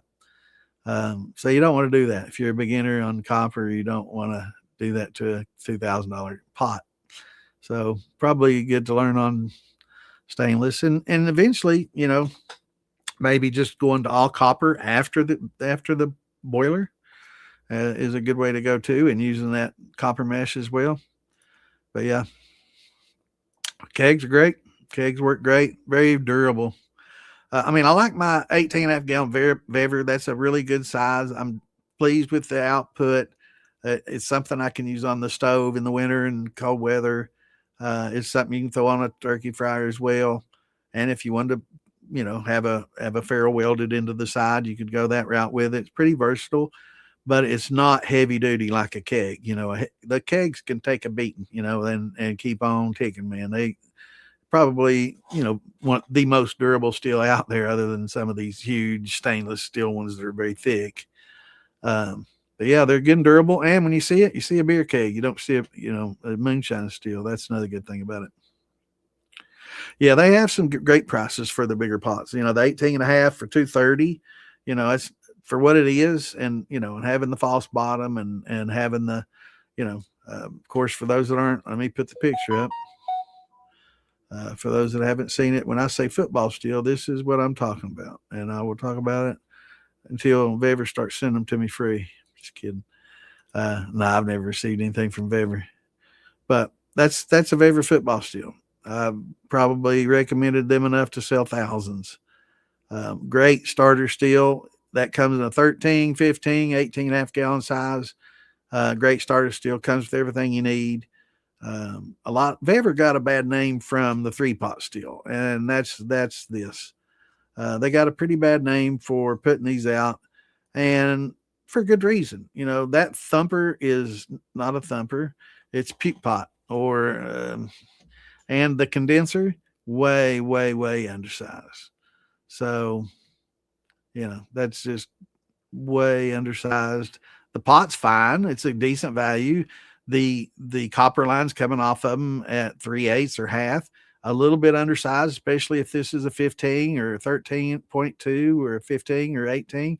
You should have a little bit larger diameter pipe coming off. So this is creating some back pressure we've talked about in the past that creates, pressure inside the pot. And then when you increase the pressure, you consequently increase the temperature, and the disability to control it is easy. So if you can see in the very middle of that bottom pot, there's like an indentation. That's probably almost perfect for a 2-inch tri-clamp. So if you wanted to cut that out and put a 2-inch tri-clamp at the top of this pot and maybe sink you a thermometer or a valve to open it up when you're done with your run, and that where the copper's coming out, probably have a much, much better unit. But the football steel, you can see on top of it, it's got a tri-clamp. So it's got a 2.5-inch ferrule on this 18.5. So it's very modular. You can add, anything you want to it. But they got a bad reputation on these because of two reasons. The puke pot and the condenser is way undersized. That's not a thumper. Trying to think the other name they call them. I always call it a puke pot. It's I can't think. Anyway, yeah, the football's it's a decent little setup for the money. That's 18.5. And for the money, I think they're like $230 to $240 now. I think if you go through Philbilly, you can use his name and get a discount, or just get it through him. But I'm not sure what they're priced at.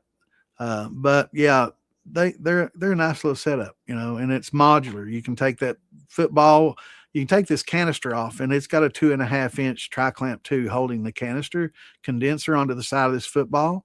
And inside that is just an open area inside that cap. So you can stuff your copper mesh in there, like we talk about, to help remove these sulfites from your vapor path, and works real well.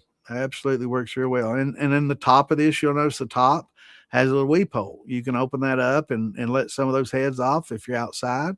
And it's got a little valve in the very bottom of it. It's a rectifying head. Technically more of a novel rectification system. It's not a true rectifier, but you can, it will puddle up in the bottom of this, and instead of having your distillate bubble through some heads and stuff, you can drain them off here on the top and just have your little hose running into a jar or something on the side, or catch it in a jar and just pitch it somewhere, But yeah, it's a great little starter setup. And if you get a Weber, this is the way you want to go. You don't want to go with these. If you want to add a thumper to these, Philbilly, and just about every other steel builder out there can add you a line coming out the side of this football. They can make you a copper whiskey cap to come right off the top of this pot, just attached to a 2.5-inch ferrule, or you can go with a reducer from 2.5 to 2 and use pretty much any standard cap that's made by any of these builders. That's what Phil and Big Easy, man, they made their reputation, a lot of their reputation on making a lot of the accessories for these pots, and of course now, they're making a reputation on their own for their steel building abilities. But, they started out making a lot of accessories for these pots, and because millions of these sold, and there's a huge demand for parts out there for them. And, like whiskey caps instead of the football, or, instead of this canister condenser, a nice copper worm, and they can definitely hook you up and put you in one of those.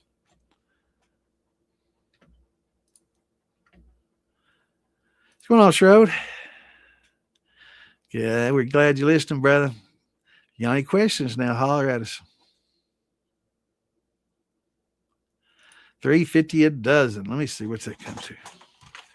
That's a good deal. 29 cents an ear. We were getting it 5 for $1, so that's 20 cents an ear. That's so good. Now it's 33, so it's a little bit more expensive than that, but that's a good deal. Still, eat that corn, man, or grind it up and put it in your infusers with a little cream corn. That's great for that. But to try to use it as a corn mash, it gets so expensive. And you're going to get good sweetness. Trust me, you get good sweetness out of field corn. Everybody's like, but it's field corn. You take a bite and it's starchy. It's horrible. That starch gets converted to sugars that's so damn sweet. You wouldn't believe how much sugar you can get out of that starch, right? That's why we do that conversion. So you're converting something starchy into something as sweet as that sweet corn and saving a ton of money. So save that sweet corn. And I'm not saying it makes a great liquor. It makes great whiskey. It is excellent. Is it worth the cost versus just eating it and feeding your family with it and using the yellow dent or heirlooms for the other? That's subjective. That's anybody's opinion. But for me, I'll save some. I put some up every year when I get it 20 cents an ear. I've got a whole freezer shelf, just stacks of bags. I got probably 40, 50 bags. God, Ann hates corn because we eat corn about every meal, but yeah, and that stuff will keep a couple of years like that. So, and anytime I want to, I can pull out one of the bags, frozen bags, and throw it in my infuser with some cream corn, and man, it's awesome. Or just put it in a blender and blend it up, and get that all mixed up good. Good stuff, man.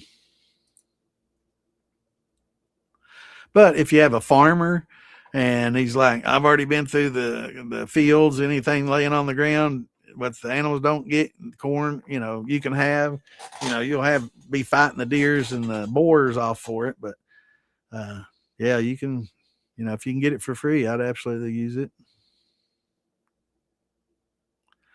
Oh yeah, there's a lot of people just cut the tops out of their kegs and they just use it for their boiling pots, just for the water, just to boil water in. They'll get a cheap keg or next to nothing. I mean, hell, you go to some of these frat parties, they'll just leave them laying out in the fields after a big party. Hell, they don't care. Just go get it and walk away. They just pay the deposit and forget about it. They don't give a shit. Food Line, 4 years for $1, 25 cents an ear. That's a good price, man. Any less 30, 33, 40 cents an ear or less, I'll pay. When it starts getting 50 cents an ear, I say it's tough. But I've seen some of the corn lately. It's almost 80 some cents an ear, almost $1 an ear some places. And that's just like it. Not just no, hail to the no. I'll start sneaking on some of these farms and take them home before I do that. Yeah, I'm just kidding. I would never do that unless I was a kid and stupid.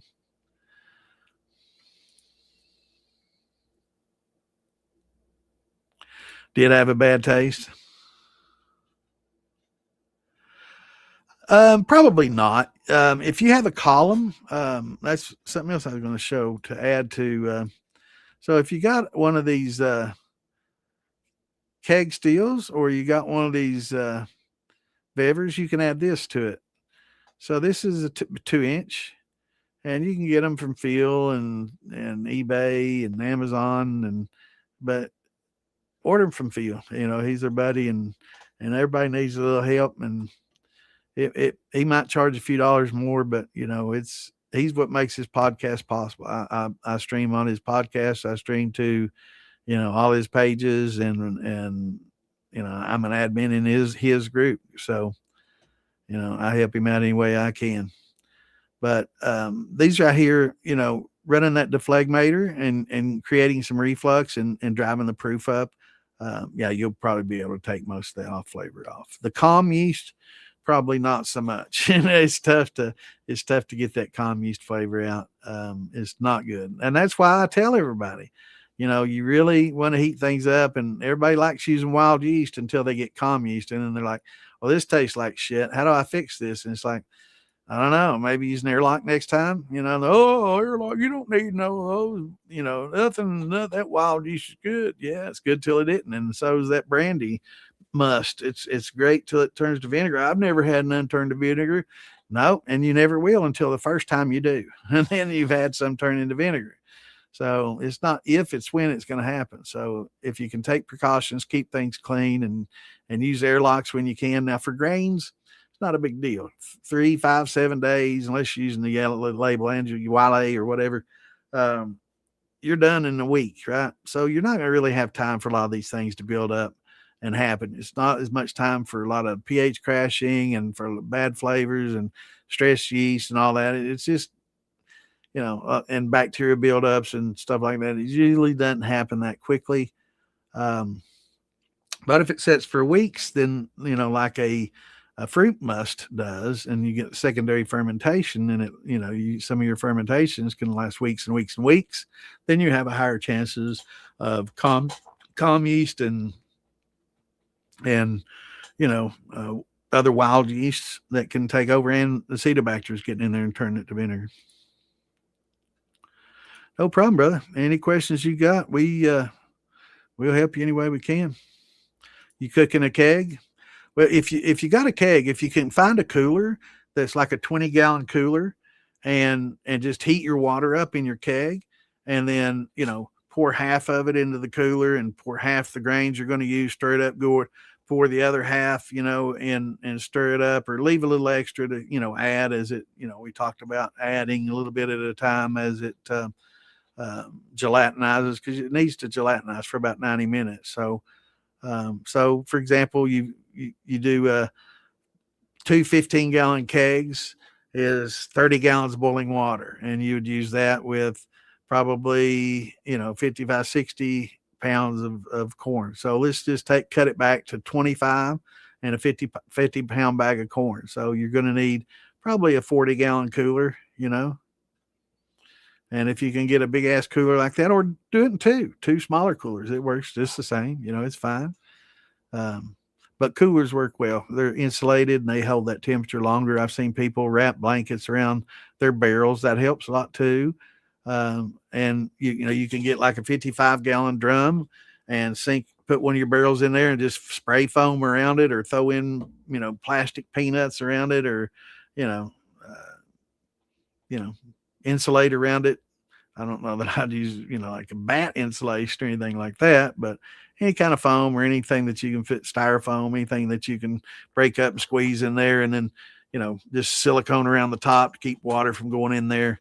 And it'll be a nice insulated, fermenter for you where you can do your steeping, make it just for your steeping.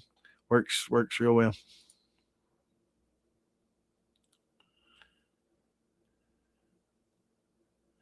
Yep. Calm yeast, it's not good. A lot of people, oh, that wild yeast, some of that wild yeast is the worst shit you could ever taste. And some's great. And some of it, most of it's really kind of um, like, Alan Bishop talked about going to, old distilleries and getting it. It's not technically a wild yeast. It's not being confined anymore, but it's a yeast that was derived from the yeast that they use there, but it's still in the wild. It's considered a wild yeast, but it's not like a wild yeast, right? Like a calm yeast or some of these yeasts that are just naturally on a lot of fruits and vegetables. Um, but for the most part, it's best to control your environment, sanitize everything, and anything that gets added to it, it got added to it because you wanted it there, not because it just came out of the atmosphere and like acetobacters and lactose and all these other things. What's up, bro? Good to see you, man. It's like duck butter, man. It's just like a film with pillows underneath it. Yeah, it's not good. Yep, kudzu. Am I that far behind? Yeah, I'm getting further. Yeah, kudzu can be fermented. Yep, you can get the starches out of it. Well, you can send me pics and I can post them. What do you got? I see a piston there smoking. I've smoked a few pistons, not in a good way.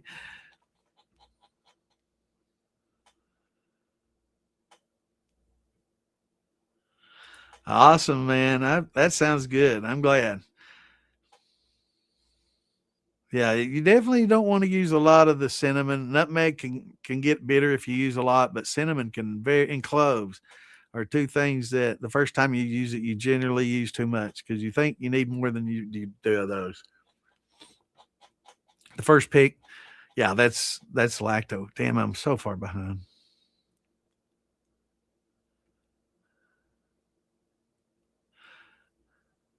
Yeah, it's not real cheap, but you don't use a lot, right? I mean, in it's like milliliters, so it's like it's like cc's. So I mean, I'm using a little syringe that I use for my teeth cleaning to draw in like 5 cc's for this, pint jar. So you don't use a whole lot of it, um, and that may be, you may concentrate it and do a little better. Hello, Miss Marie, good to see you. I think it'd be best for that combination, just to add some flavor notes and nuances. Um, and again, you could probably, melt down some caramel and some, vanilla and get some, interesting notes out of that as well with some staves. But it does have good flavor. I'm not taking away nothing. It makes me want to take a drink.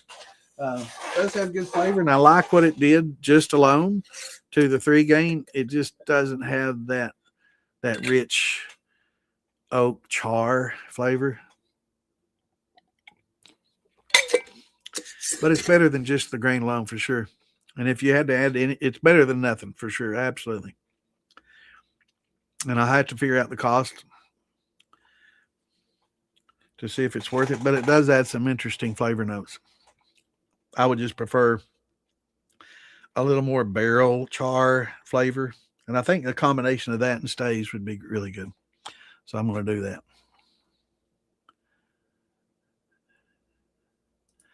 Pike County, Kentucky now. Oh, we got Pike counties everywhere. There's Pike County, Ohio, too. Yeah. That's, what is that? I had a buddy that lived in there. He passed away, but I'm trying to think of what it was. Southeast Ohio.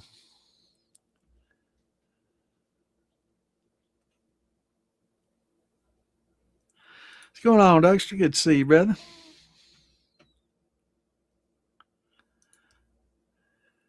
I like Buffalo Trace. That's where my buddy gets his barrels from, and I like Buffalo Trace liquor. I'm not a picky drinker. I mean, I have my druthers. As far as top shelf, and bottom shelf for me is Evan Williams bottled and bond all day. It's I can buy 1.5s for $30. Great value, very cheap, excellent for the price, 100 proof.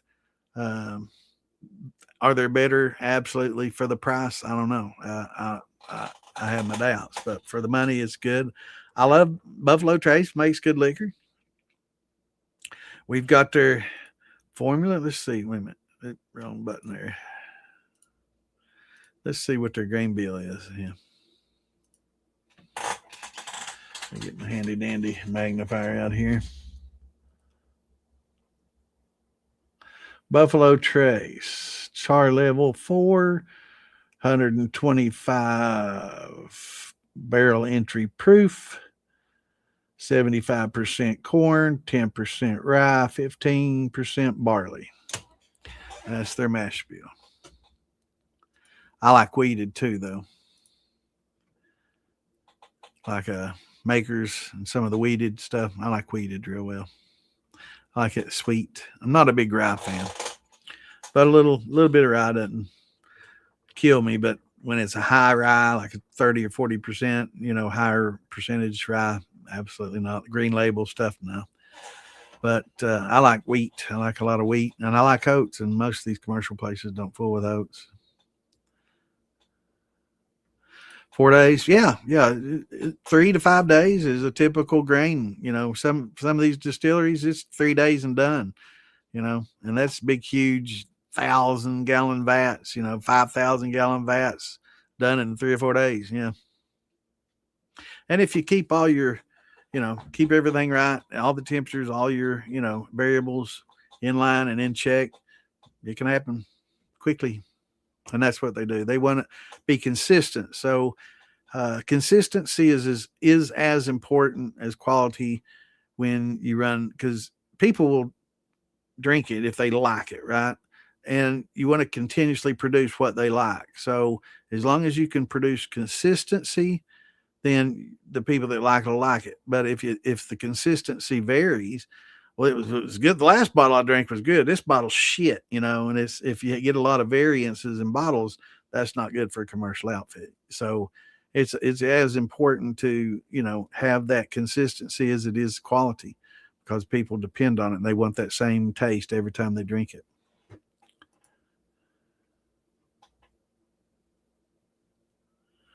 That's awesome, man. What's going on, Drew? Yeah, we're in here late. 114 heat index. Oh my God. AC went out. My AC in my car is going out, bro. And it did it in 90-degree days. It never does it when it's cool.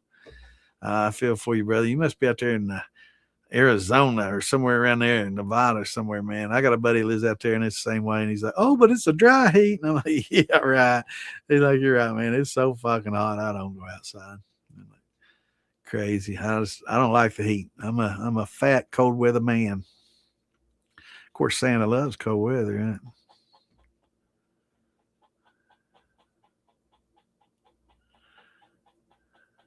Oh, it's that apple brandy is really good. I got it. It's about 140 proof right off the tap, and it was good. I've had it now for a few months, so it started estrifying this, and then I oaked it up, and it's pretty damn good.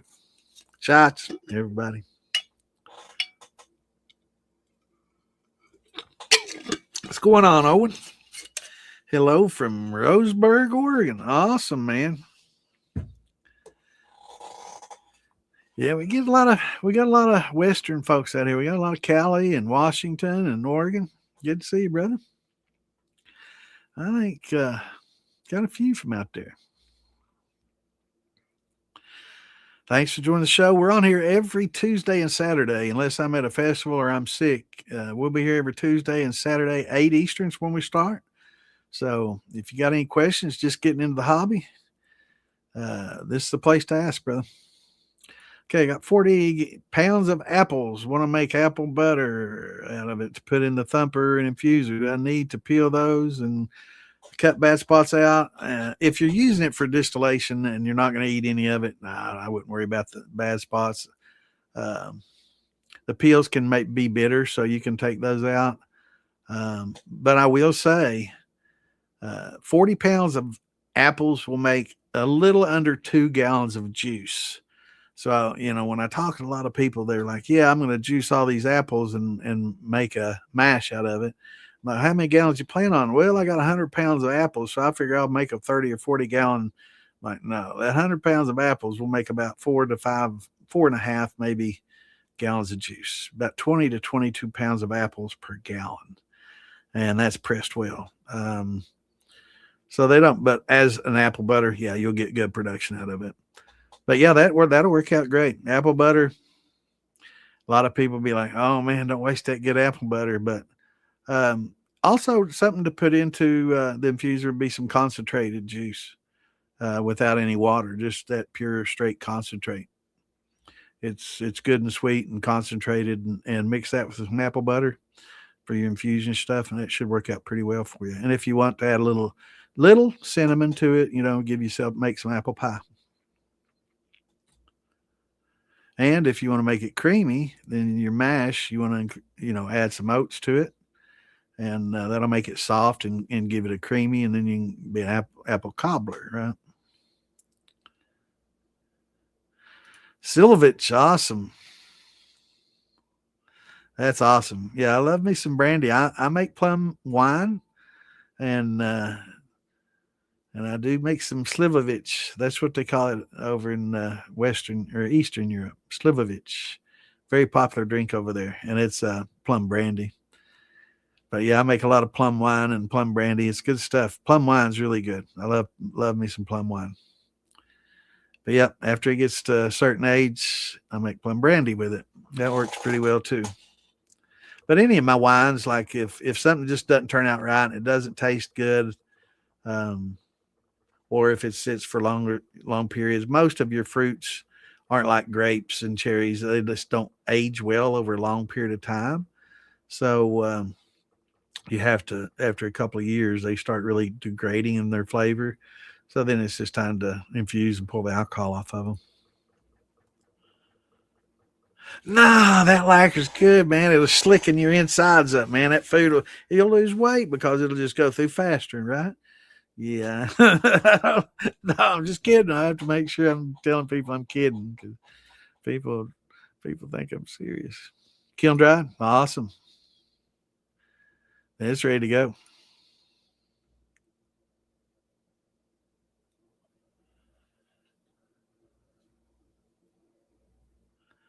Awesome. Yeah, the dollar each isn't too bad. But here I can get a once used barrel, which is good. Once used barrels are good for two reasons. A, they don't really take all the char out, and B, that flavor of their bourbon kind of comes out into yours too, and it adds some flavor. It's cheating though, but I don't care. It adds some good flavors to it. Uh, but yeah, it's 35, and there's probably how many staves in a barrel? There's got to be at least 80, 90 staves in a barrel. I don't know. I have to ask him. I don't know if he's ever counted them. I'm trying to imagine it. Probably at least 50 or 60. Oh, I'm going to Google that shit. How many staves in a 53-gallon barrel?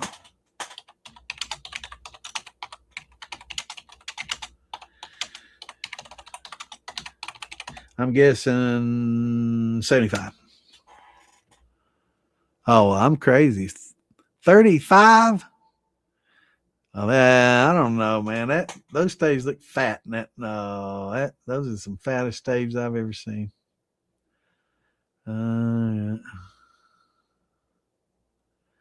Stave width varies from 3 to 5 inches.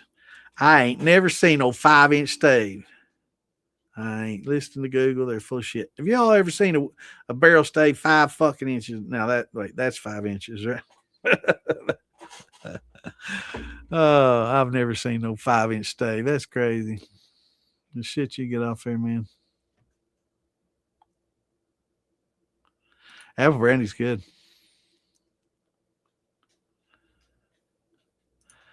Yeah, your dog likes moonshine and gravy.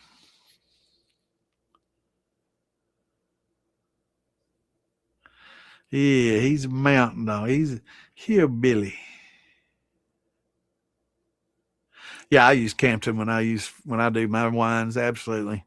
I've never heard too many people say it's not good to use. Um, that were knowledgeable, and I'm not saying the person that mentioned it in here. He's just repeating what he was told. And I'll say that the person that told you that, don't be mad at them because they're probably just passing on what some fool told them. And if you keep going back to some person that really doesn't know, that is an internet hero that wants to act like they know, and you get a lot of those. And there's a lot of people that use Google for information to answer questions, and I don't mind that so much. It's just that sometimes Google's wrong, but at least they're trying to help.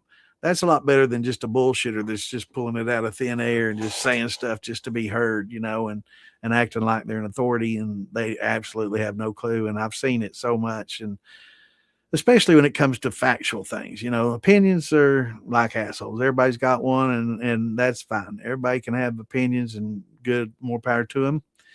But when it comes to scientific facts, now you got to lay down some facts when you're talking about them. So yeah, it's gets a little bit much. Research and development, hell yeah.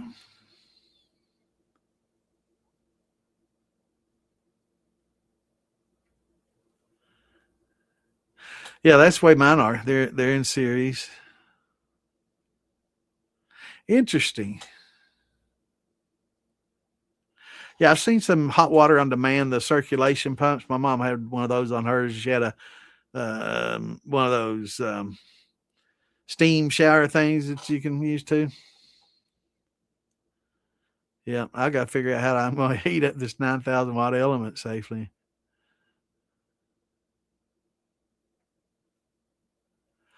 Um, it would have a different flavor. Hickory's probably going to give you maybe. I'm going to guess maybe some kind of a cinnamon flavor. What?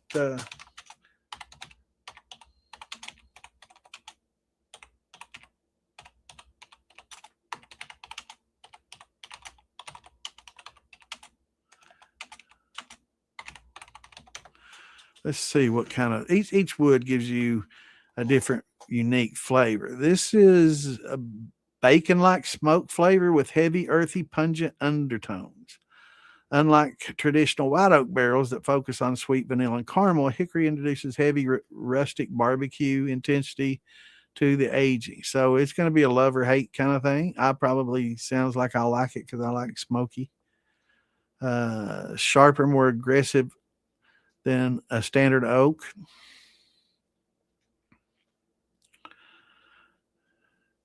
The intense profile of hickory can easily overpower subtle or delicate notes. So it might take away some of those notes, and that may be why you don't see a lot of it being used.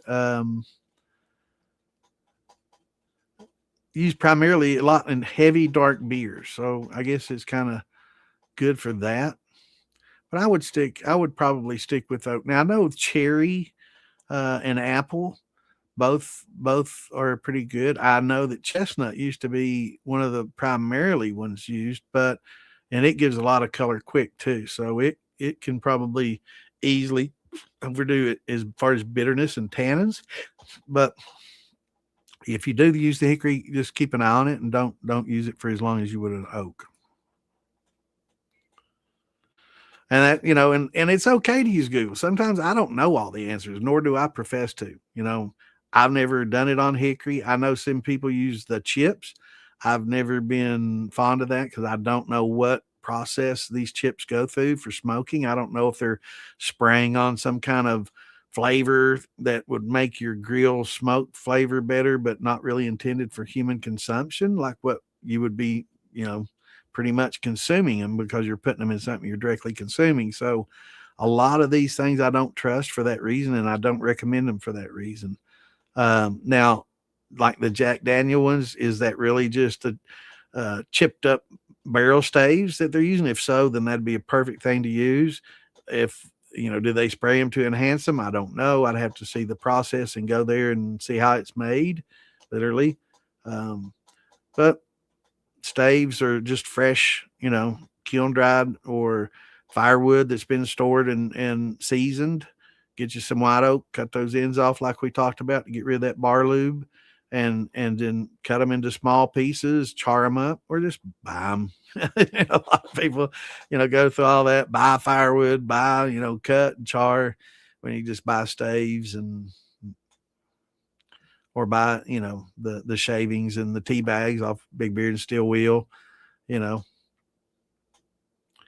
$10, be able to do a few gallons and not have to worry about jumping through all the hoops, right?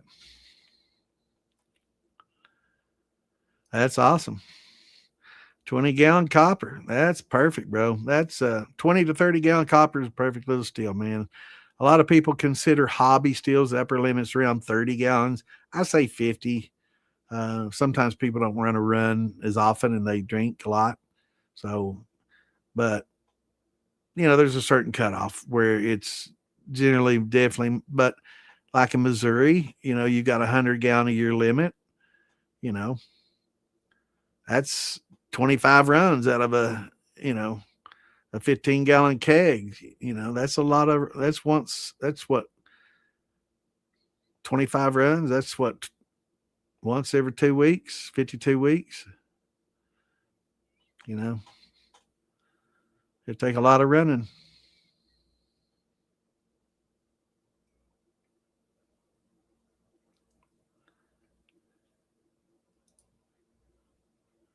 Yeah. That's what Phil did. Yep. Yeah. He did that recently. Yeah, the football's a good little setup, for the money. It's a slobber box. Yeah, I'm glad you missed it.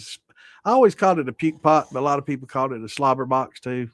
I just called it a puke pot because that's basically what it's catching the puke, and puke pot. That's like smearing, We used to call that blending before I knew there was a technical term for it. But puke pots and puke pot, slobber box. Yeah. What's going on, Kenny? Good to see you, brother.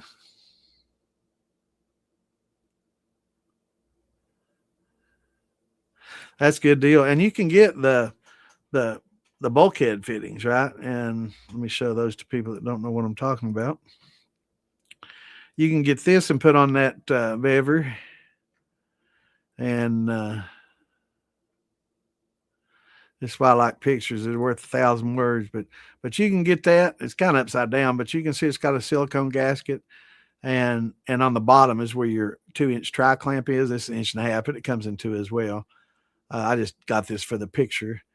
But yeah, you can drill your hole and make it just a little bit larger than the threads there. And you'll want to put your gasket on the outside and on the top where your tri clamp is, and then put your threads and the nut in the bottom and tighten that up, and you'll be good to go, man. You'll be able to start using, spools and being able to put, maybe a column like what we were showing earlier. Of course, it would have a different file format, but I hate that this has to go custom every time. But yeah, you can stick one of those right on top of it once you add that to your 13.2, 15, 18 and a half pot lid. But yeah, it's just a standard bulkhead fitting.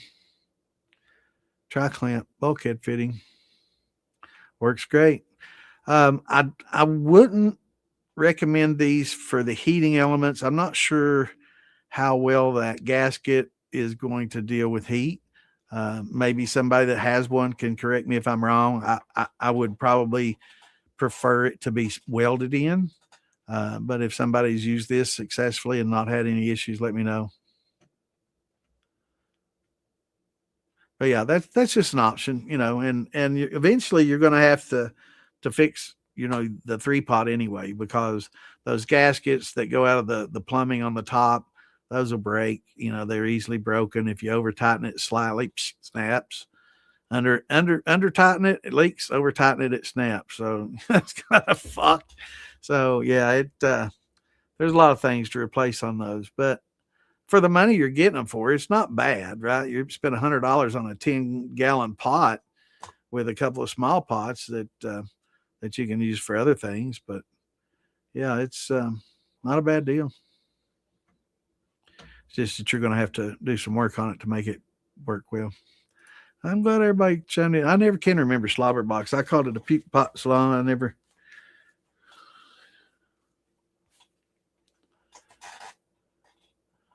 Yeah, yeah, and yeah, you can absolutely. If you want to upgrade. Now, I will say that these have some weight. So if you're gonna use one of these, you may have to have some sort of support from above for these. But yeah, a nice 4-inch column, awesome. Mine's too tall to use inside. I can only use it outside. I don't have anything to suspend and support it, so I haven't used it yet. So back to this with a good deflegmator in and a couple of side glasses until I can get it something set up. I've got an umbrella support thing that has one like the little floating umbrellas, and I hate taking my umbrella off. It's pretty nice, but that may end up supporting my column at one point in time. That'll be pretty cool. I've gotten 187 and I really wasn't trying to shoot. I could have easily gotten more, but just out of this right here. And mine, I did have a few sight glasses in it though, so had a little bit more height, and had a few sight glasses with copper mesh, so I was getting reflux from those. And I also had this same deflegmator that comes with these. I did increase the feed lines. These are little small lines. I increased the lines that feed them, and got a tap and die and rethreaded and put larger fittings on these to upgrade it to get a little better throat flow. I think that was quarter, and I went to 3/8 with no issues, and got a lot better flow because they're really small. But they will work with these. And yeah, I got 187, and I could have probably lowered the temperature going into the pot and lowered the temperature of the water going into the deflegmator and increased the flow rate, and got over 190 easy, no doubt. I'm gonna have to go food line. I think I'll have to look and see, but we had some corn earlier, and it was like I was saying 5 ears for $1, but a lot of it was real small. So this year, I know how another farmer on here last week was talking about that their corn didn't do that well this year, and it's either been dry or wet, too wet or too dry in a lot of different places. Um, but they had a lot of small ears, good flavor, but it's just real small ears. Oh hell. Yeah, we've been getting some bad storms here, but knock on wood, we hadn't had one in a couple of days.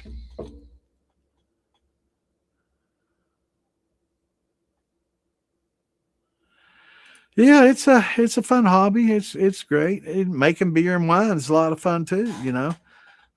Especially the wine. I'm starting to drink a lot more wine than I ever drank. When I was young, I wasn't much on it. I drank it because the girls liked it. The Tickle Pink, Bones Farm, and all that shit. But now I'm starting to get into wine, especially some of the dark, dry wines, and starting to get into it. Man, it's a lot of fun.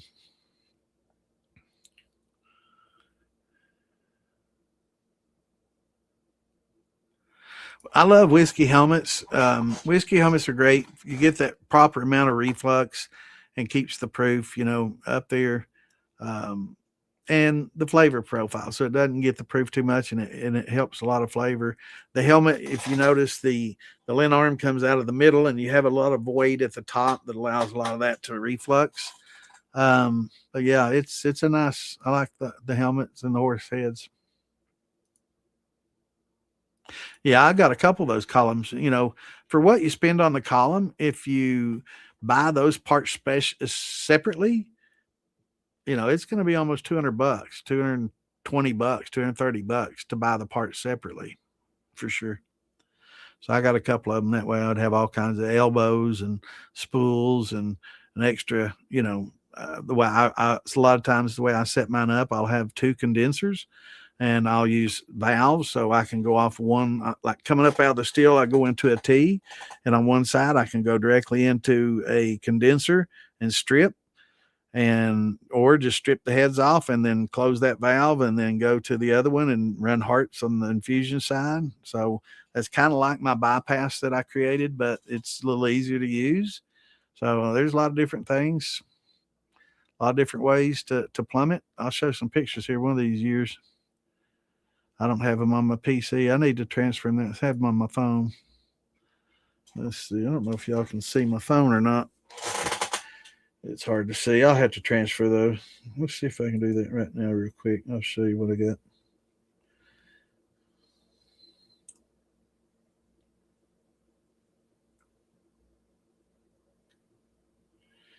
Let's just scroll through me and pics. What?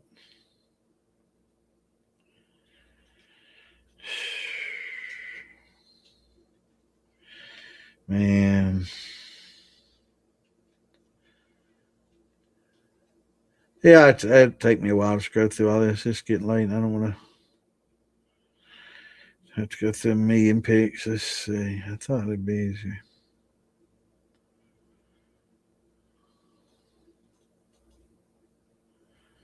Probably scrolling past. I got several different setups and unique setups. Here we go. I don't know if you can make heads or tail out of this picture or not, but okay, so you see where it's coming up out of that and going into that sight glass and then into a T.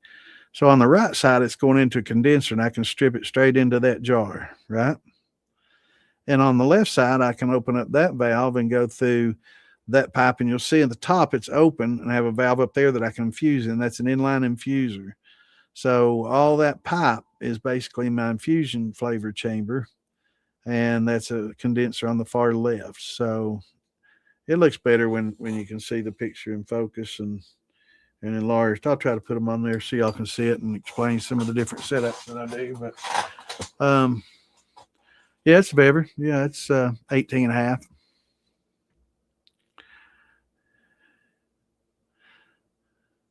What's going on, LJ? Good to see you, brother. Doing good, man.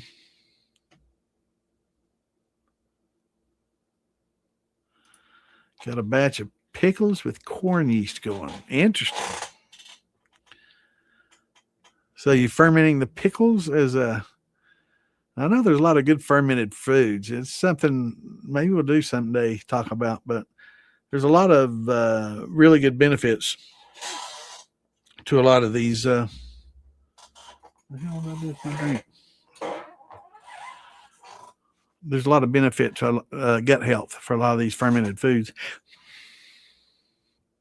Yeah. Yeah. 2 to 2.5 pounds, 2.25 is just about a good sweet spot. But yeah, the field corn isn't sweet, but the field corn is designed and selectively bred to provide a lot of starches. So those starches are actually easily converted to sugar. So they're actually complex saccharides. They're actually sugars. They're just when you eat it, it doesn't taste like sugar because it's starch, right? So we can take those starches and convert them back to a simple sugar and make them sweet as hell, man. I mean, I can take field corn and convert it, and then you taste the what's remaining after it's converted, and it's sweet, right? If you ever taste your gravity when it's 1070, 1080, it's got sweetness, right? So there's lots of sweet in that, but you have to convert it, right? With those enzymes. And yeah, it's cheaper to make sugar from corn than from cane, right? That's why when they create gasoline, they use corn. When they make ethanol, if it's cheaper and easier to use canes, they'd be growing sugar cane and making ethanol from that, which they do. But it's much more efficient and cheaper to use corn to make ethanol and to get sugar from. It's cheaper to make sugar from corn than it is to buy a bag of sugar. Sure is.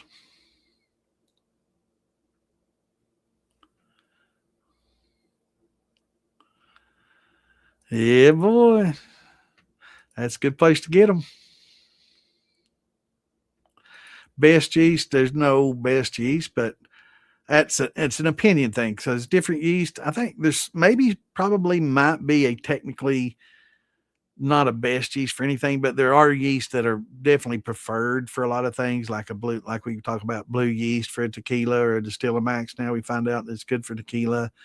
Um, and certain rum yeasts that have enzymes added to them for rums, that uses molasses and which has a lot of unfermentables that these enzymes that are added to the yeast will actually convert.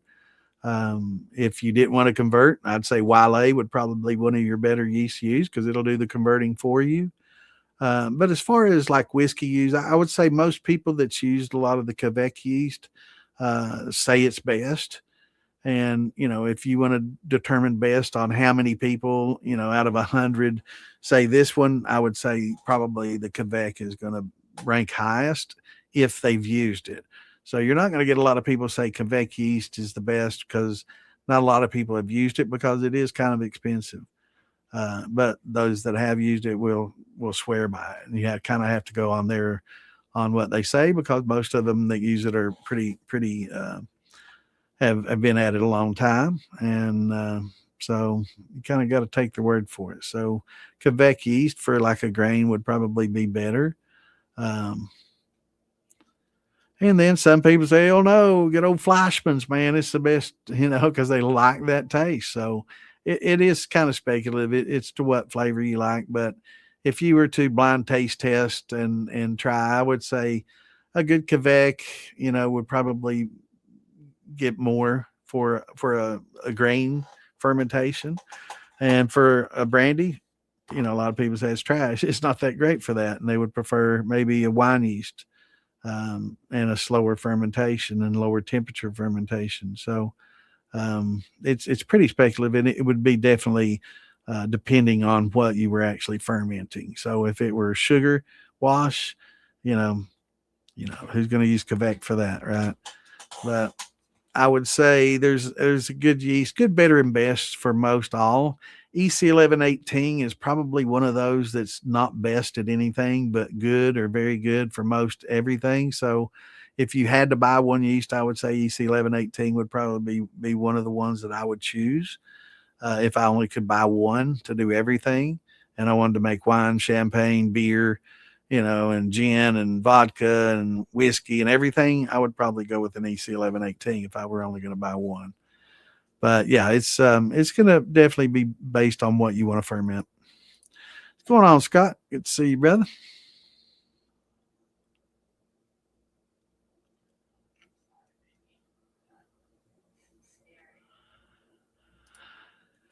Glad to have you, brother.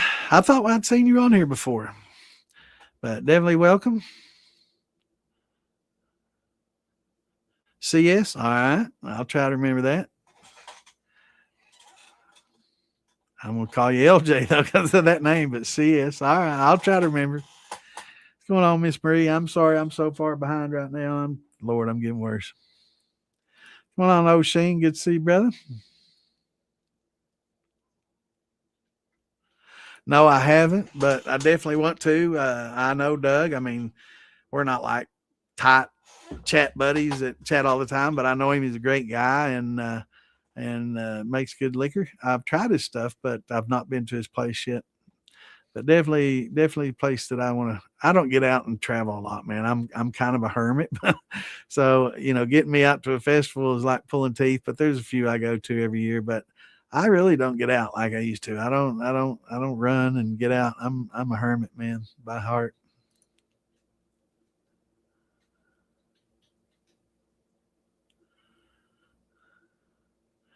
I know. We'll get her. We'll get her taken care of. I'll get caught up now. If you're asking questions, just wait, be patient, listen to the answers of the other questions because they may be something that you want to know about as well. But I try to get to them, and if Clint's not here to help me, I'm a little slower, so just bear with me.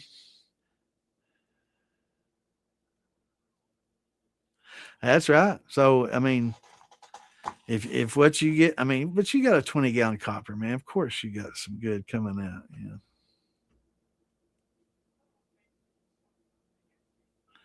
27 at Fifth. Yeah, it's good stuff. Yeah, Buffalo Trace is good liquor. What's going on, Carl? Good to see you, brother.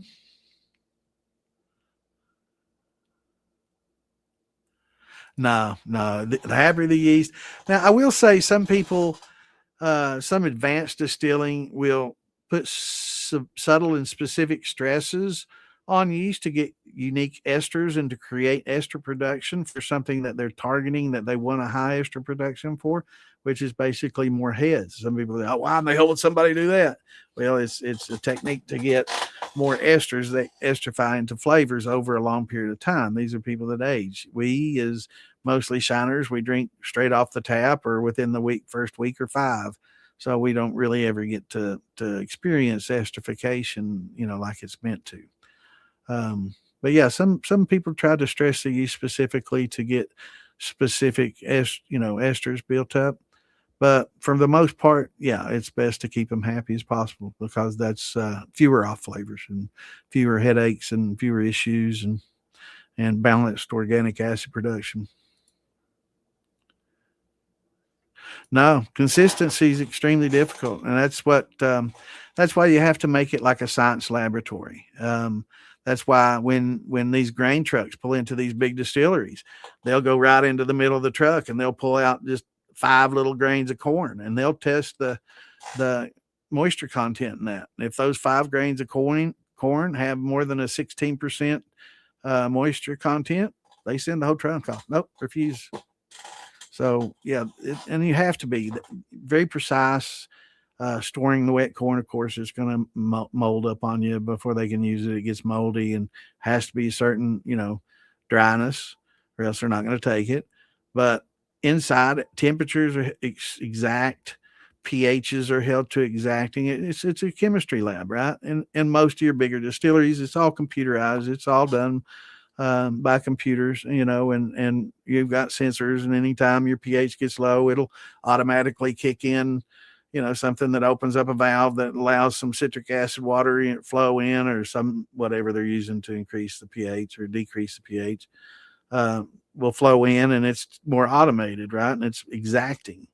And that's what you have to get consistency. And that's why keeping, good charts, and of everything that you do, will definitely help you with that consistency. But make sure that when you label your charts, it's beer and wine and not whiskey and brandy, right? You don't want to be creating evidence against yourself, but throughout the fermentation process, all your notes for your beers and your wines, make notes of the temperatures, amounts, try to make exacting amounts and keep your temperatures as uniform as you can. And you can get some consistency, right?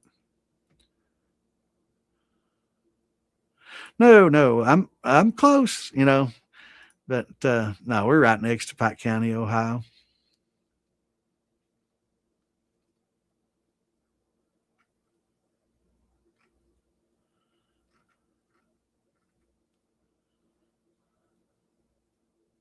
What's going on, Trickster? Good to see you, brother. On the West Coast, yeah, we got quite a few West Coasters in here. People like making moonshine everywhere, man.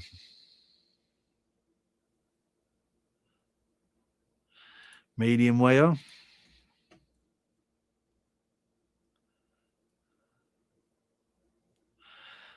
I've been called a hell of a lot worse than that, man.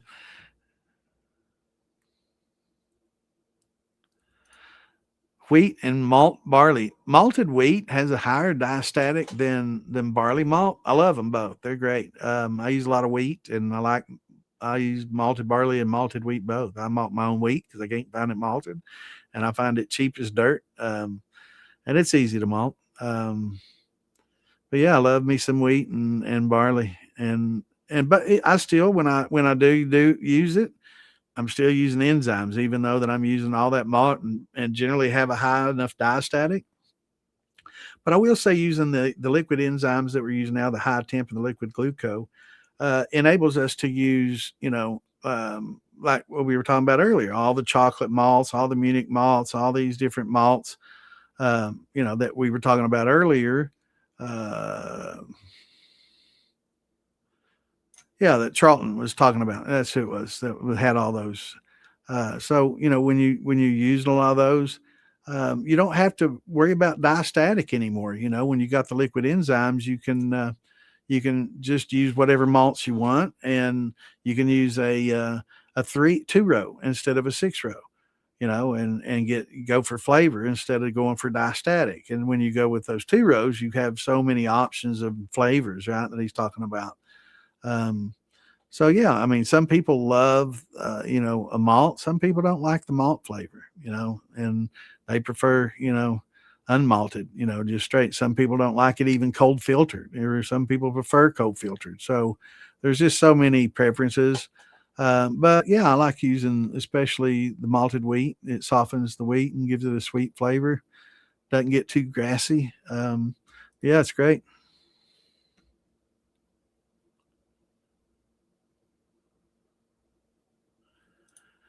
Cut and blend before aging. Yeah, absolutely.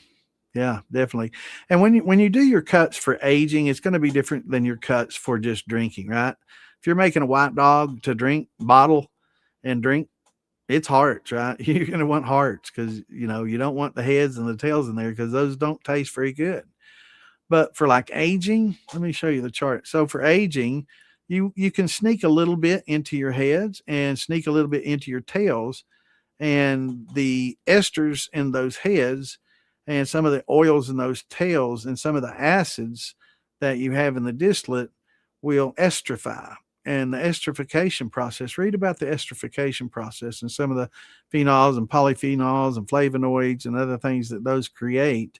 And you'll learn why, they'll sneak into bottle 6 and 7, or maybe in between, and go down to maybe bottle 15, 16 when they barrel. And because those little bit of heads that's in maybe jar 7 and a little bit of oils and stuff that are in jar 15, 16 will esterify with the acids that are in 8 through 14 and create some interesting floral, light, delicate, very good flavors, that esterify and mature over time. When you taste them to start with, they're horrible. A good example is this right here. This is heads. On it, I spelled glass cleaner, right? This is heads. Horrible. I had and a big thing of it, and I used just a little teeny squirt to clean my reading glasses with. So these last me a year and two. The last time I filled it, I got probably to about halfway, 3/4 way down. It'd probably been in there close to a year. And man, it started smelling so good because at first it was just like fingernail polish remover. But by the time I was 3/4 the way through this, it was like, damn, that smells pretty damn good. And of course, I couldn't drink it out of this plastic. I probably could have put a drop on my tongue, yeah. But it smelled completely different. So it esterified. And all that acetone had broken down, and all of the ethyl acetates and everything had broken down into different compounds. And it actually smelled pretty damn good, and it would smell, and after I wore my glasses, I could smell it evaporating off my glasses, and it smelled good. It actually smelled like something I wanted to taste, and I wish it'd been in a jar for that long, and I would have. But I'm kind of weird about plastics and microplastics. But yeah, they'll sneak a little bit into the heads and a little bit into the tails for long-term aging. Wouldn't for something that you're going to be drinking instantly, though. Thanks, brother. All right, buddy. Yeah, it's getting a little late. I'm probably late. You probably already gone. We'll see you next week, brother, or this weekend.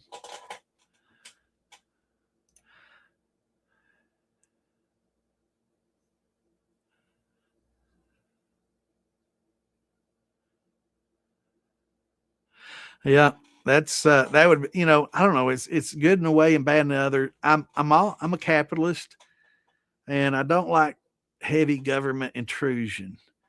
So I think North Carolina's, man, they're pretty strict on alcohol there. They got their ALE, and it's really tough to be a shiner in North Carolina. If you live in North Carolina and you shine, you come in and ask questions, please don't say you're North Carolina because I don't want you getting in trouble. And they're very strict, and this is broadcast everywhere. So be very careful.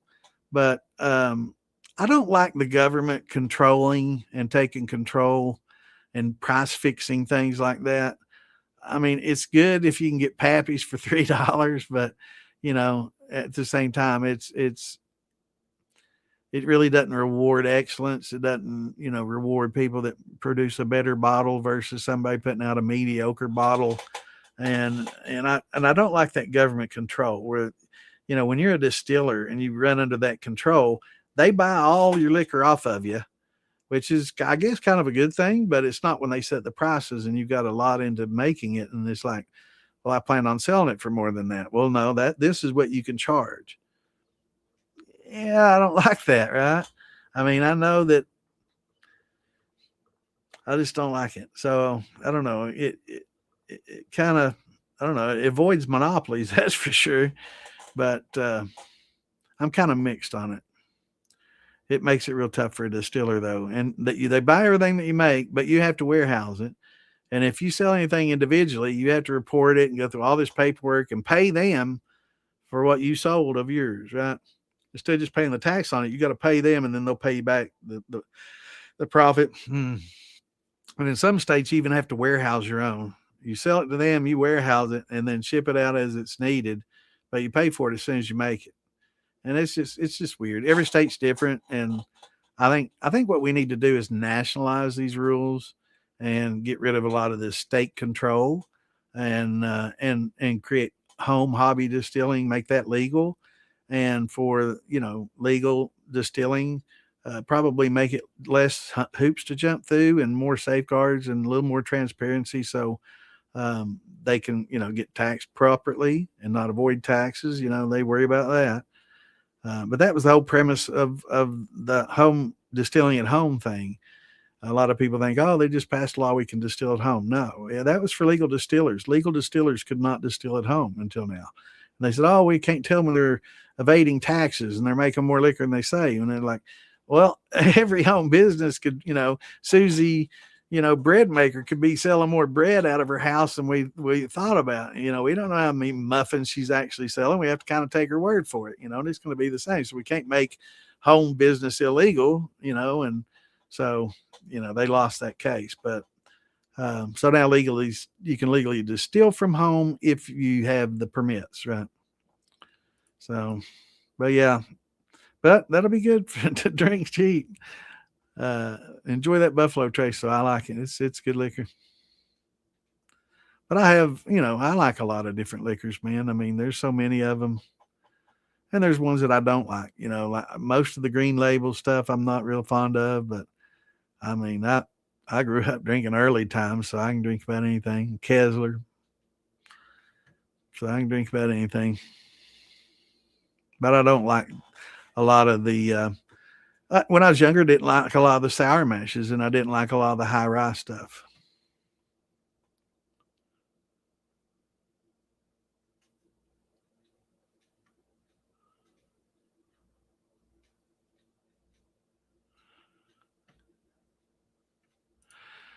Going on, Bennett. New to distilling. I'm curious on how much liquor should be coming out of my spout when distilling. You'll have to get a hydrometer. That we got two different hydrometers. One is for measuring sugars uh, in your mash, and the other is for proof. To measure the proof, and it's called an alkalometer, but it's a hydrometer that you measure the proof of your alcohol. And distilling, the proof that you're coming off at will depend on what the proof you went in at, and B, the type of system that you're running. So if you're running a column, like this, you're gonna be coming off with some pretty high proof, right? You're gonna be coming off at 180, 190, running a column with a deflagmator. Yeah, it's gonna be very high proof. Whereas if you're running just a normal, whiskey cap still, you're gonna be coming off at 130 to 50, right? 60.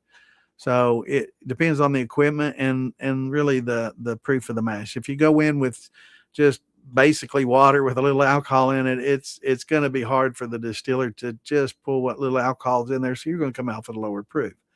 But if you go in at a proper proof, it will depend mostly on your equipment. but generally 120 to 140 for most of your, like if you run the Vever that I was showing earlier, the football Vever, you're going to come off at about 140 with those keg steels with a little column like I was showing. You're going to come off at about the same. Why am I not getting my pictures come up?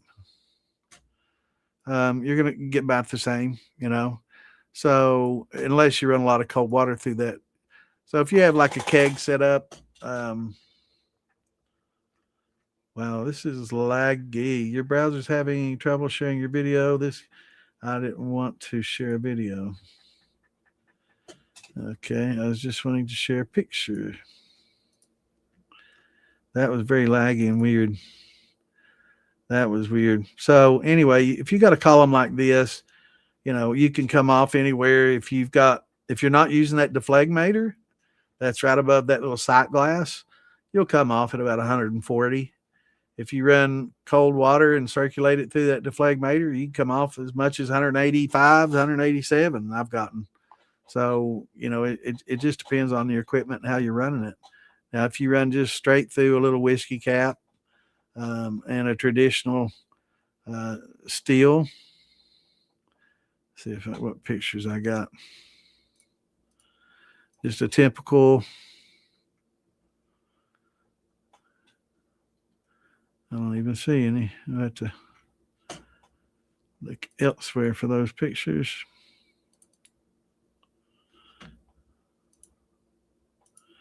But you see, just typical whiskey cap. You're going to, you're going to get, let me see. I know I got some pictures here. Maybe they're here.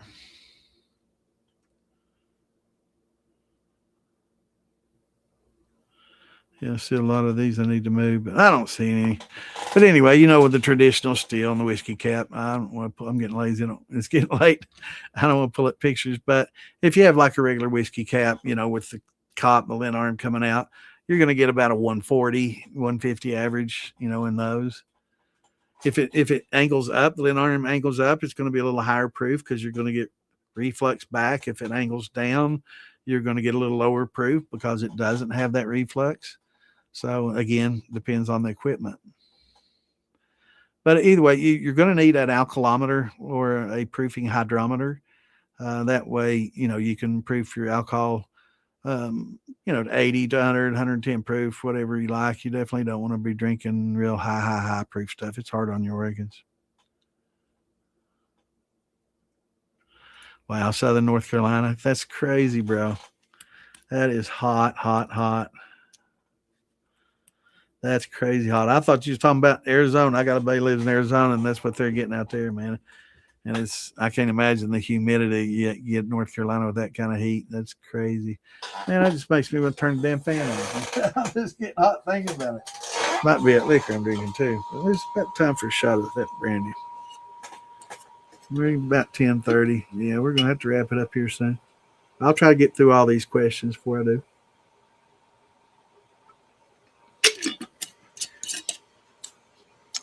Man, that's tasty.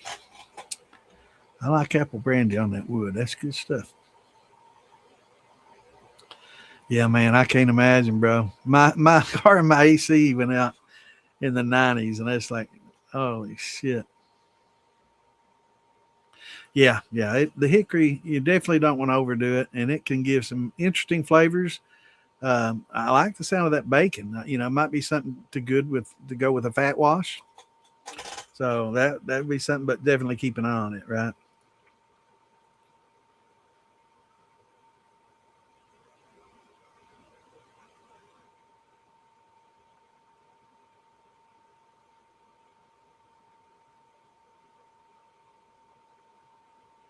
I heard about that, man. It's crazy. I heard that one day you could go to the store and buy, anything you wanted, and then the next day it was a huge felony for just a small amount. That's crazy. I don't like that. I don't really get into politics, or but both sides do some crazy shit, and I'll have to say that's some crazy shit.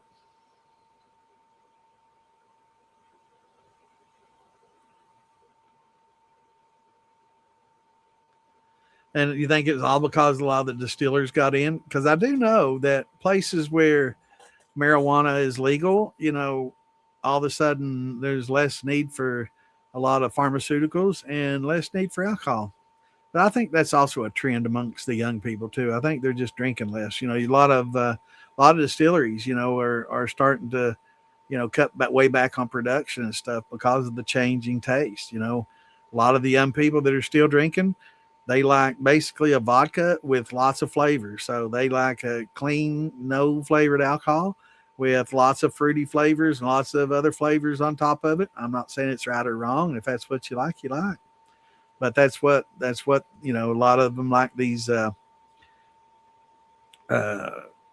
carbonated beverages, spritzers, and carbonated beverages with you know fruit juices and vodkas in it and things like that. So that's kind of where the trend is going. And who knows? Eventually they'll mature and start liking a good bourbon again. I definitely think collector bourbons will kind of lower in value for a while, but I think lowering value for a while, a lot of people will sell off, and then a lot of this trend will go away, and people will go back to collecting bourbons, and a lot of these collectible bottles will be even more rare as a result. That's just my opinion, but that might take 20 or 30 years. I won't be around when that happens, but I definitely don't see bourbon and whiskey ever being just not hardly drank at all because it's so fucking good. I like it, man. Vodka's fine for orange juice and Bloody Marys and things like that, but I've always had a softness for corn liquor and whiskey and bourbon.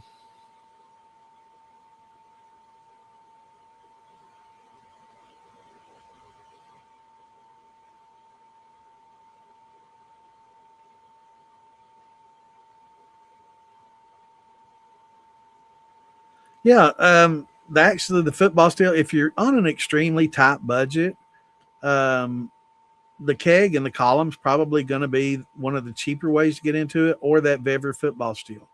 It's gonna, this, like a keg and a column. I like that keg, but I'm not real sold on that column. It's okay. I'm sure it's fine. That's more of a Liebig type than a shotgun type condenser, whereas this has a shotgun type condenser and it's a lot more efficient and probably a little bit larger than the size of that keg. But that right there sitting on top of a $35 keg, and those are about $150. So for less than $200, you can be producing some alcohol anywhere from 140 proof to 180 plus proof, right? 187 plus. So you can pretty much make any proof you want. And if you do put it on top of that Vever, you can use that football as a whiskey cap and brandy cap, and put your copper inside of it, and then if you want to, you can put this column on top of it and do that. So both of them are very versatile. I have both, and I probably use the Vever more because a Vever is something that you can sit on a flat top and cook, and I use my stove a lot because it's the constant heat. Again, don't use a stove that has variable heat because it won't work well at all. It'll work, but it'll be really hard and next to impossible to make good cuts like that. So, but yeah, it's this little football Vever type. What the hell? What?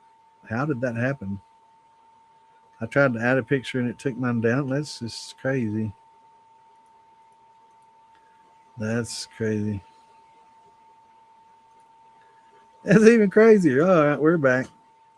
Wow. Let me try to remove one of these and now let's see if I can add that. It's not letting me add and remove. That's crazy. There we go. It was underneath it. Wow. Yeah, StreamYard is kind of bugging tonight a little bit, but that's a football steel, what we call a football steel. That and a keg steel, that's the best budget. That's about the bottom budget. You can get the 3-pot, but you're going to have to do some work on it. And they're really, for the amount of time and trouble, you'd probably be better off just going ahead and getting this. These are, the 13.2s are like 199 and the 18 and a half are like 239. So just get the bigger one, you know.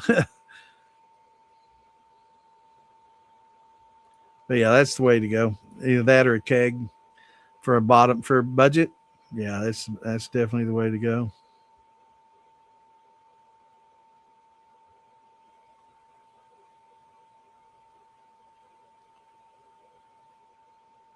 I don't know if there's some kind of organic acid. You know, I was thinking of the same some kind of acid that will eat up all organic matter but not affect copper. Um, I don't know. It's a good question. Um, I would probably would have. I don't know. I probably might have done the same thing, really. But Scotch Brighten it and trying to chisel it all off and clean it up. Maybe just cut the bottom out, but it was caked around the bottom edge too. Maybe go up an inch or two. But yeah, it's that was an easy fix, quick, easy way, you know, than spend time and money. And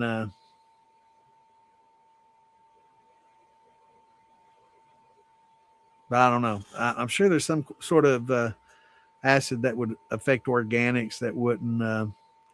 Tips on a heavy rye bill, I would say using the Sebflow or what is it, the Sebflow or Sebamil or Viscoseb enzymes. It's a gluco amylase that will glucanase that will help break down the glucans in a high rye mash bill. I'd also not go too hot in temps. Don't go beyond the 150, 55-degree range because the hotter you go with those, the more glutinous they're going to become. Uh, and step mash up. If you're not using corn, if you're using corn, I'd do it separately and step mash that rye up from cooler temperatures up and do the corn from high temperatures down. And like I said earlier, combine them at 150 and then go from there. But yeah, the Sebamil, the Sebflow, the Viscoseb, um, all made by the same company. It's Enzyme Solutions or something like that. But they make all these. What is it, Clint? But anyway, they help break down those glucans and make it a lot more manageable. Sebflow and Viscoseb, yeah, absolutely. Step match up from cooler temperatures up. But if you're planning on using corn, I would cook that separately from high temp down and then combine them when they both get around 150 for sure.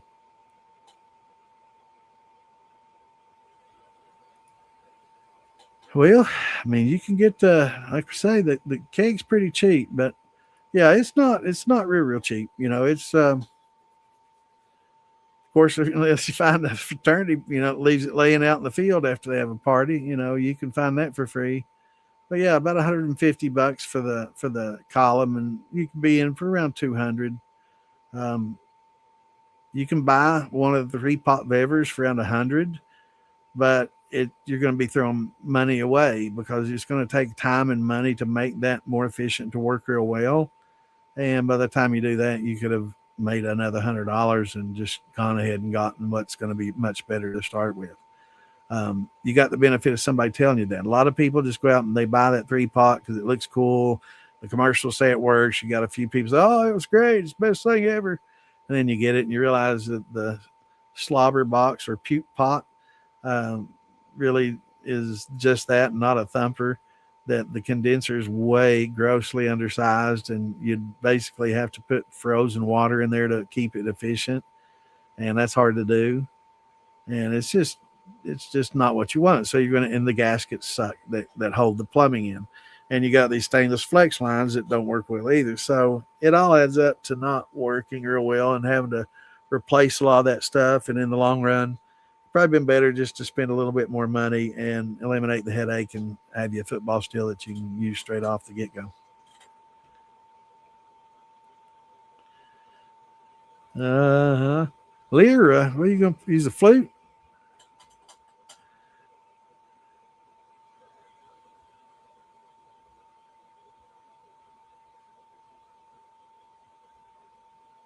Yeah, I got to get my electric set up.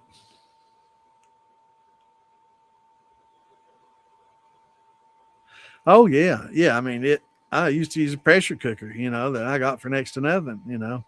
Actually, I got it for nothing because it was my grandmother's and I took it. But yeah,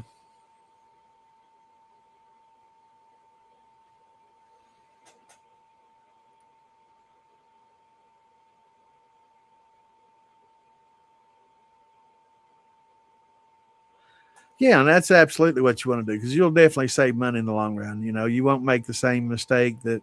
I'm not saying it was a mistake because they're in the hobby and they're going to spend some time fixing that 3-pot. They're going to make it right. And until then they're piling up biscuit dough on it and making it work. And that's okay. Just be safe, but do it outside in a place where you can contain the fire if you start one, or get a fire extinguisher if you plan on doing it inside anywhere, because it can be dangerous. And we had a lot of people that started fires, through carelessness and not making sure that all those clamps were pulled down tight, and that the gaskets were in place and not split, and that little steam's shooting out. Oh, I didn't notice that, because you was too busy, drinking the sauce. It happens. And we've had quite a few people. I know some people that's had family members pass away from getting burned up from it. I've had people burn their garage ceilings, catching fire. And fortunately, he had a fire extinguisher, so he was able to pull it out and didn't lose his garage. And I've had other people scald their legs and from just the steam coming off or coming out on them. So yeah, it's got to be safe. You've got to be careful and know the safeguards and be sober when you do it. But it can be a really fun, rewarding hobby. I hope that storm's passed, bro.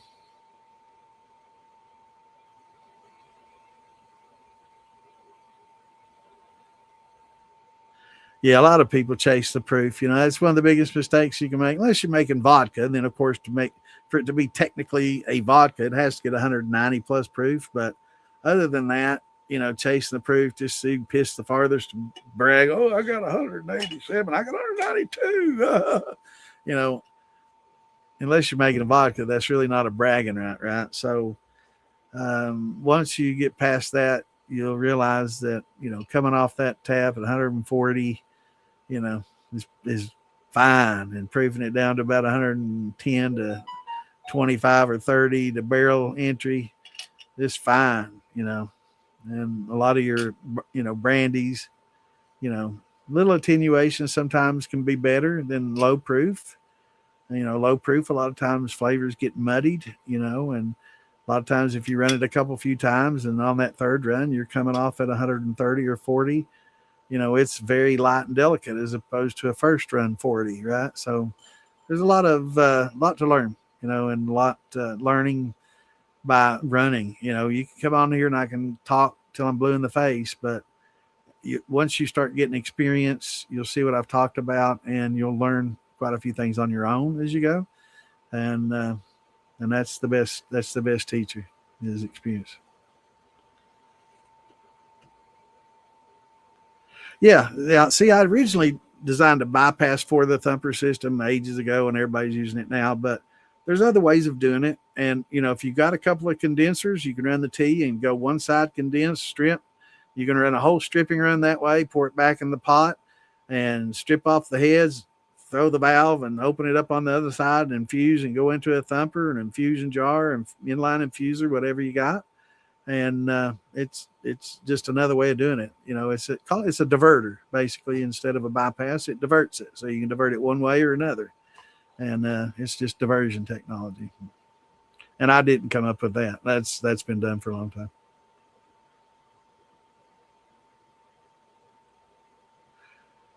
I don't know if I would use that for a heating element. That's what I was asking, Frank. If you've got one, if you've got a bulkhead fitting with a silicone gasket like that, and you've done it, let me know. Oh, you have? You've used it with the bulkhead fitting with the element? Good to know. Yeah, that's what I was wondering, if anybody done that and it worked well. And that's good to know. What size element you running, Frank?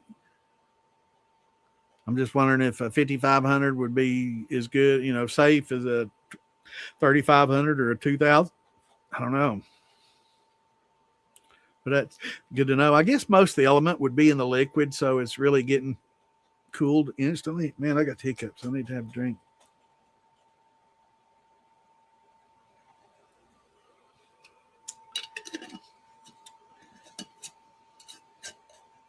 Almost 11 though. I'm going to have to get off here. So let me scroll on through these. How much oats? I usually use about 5 to 10%. It's not a major portion of my grain bill. It's usually a couple few handfuls. So probably not even that. But I like to throw it in just about everything except a brandy for oatfield. But if you wanted to make, like we were talking about earlier, like an apple pie, then you would throw that in your apple brandy. But a lot of times when I'm doing a wine, I'm hoping to keep it as a wine. If it doesn't turn out well as a wine, then I'll just go ahead and distill it as a brandy. But yeah, I like the oats. Definitely like the oats and then smoothness that it gives, and it's a lot easier to work than a lacto.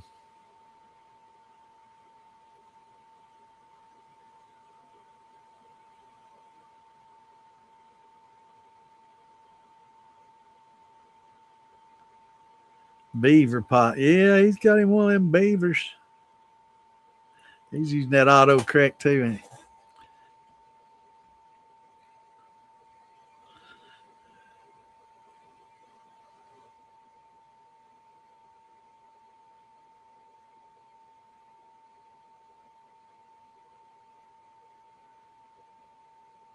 Yeah, that's awesome. Yeah, electric's the way to go. I can't wait to get mine set up. Yeah, 10%. Yeah.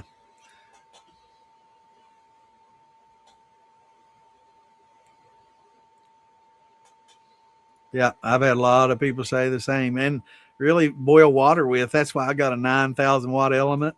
Man, I'm gonna crank that some bitch up. I'm instant boil, right? I'm gonna have that water boiling in no time. And I've heard people using both, electric and gas to because they're not patient, but using like a little shield, I guess, a shroud to protect their electric line. But uh, who was that? He hadn't seen him around a long time. It's hard for me to remember who that was, but it's been a few years. But yeah, he did both. Any kind.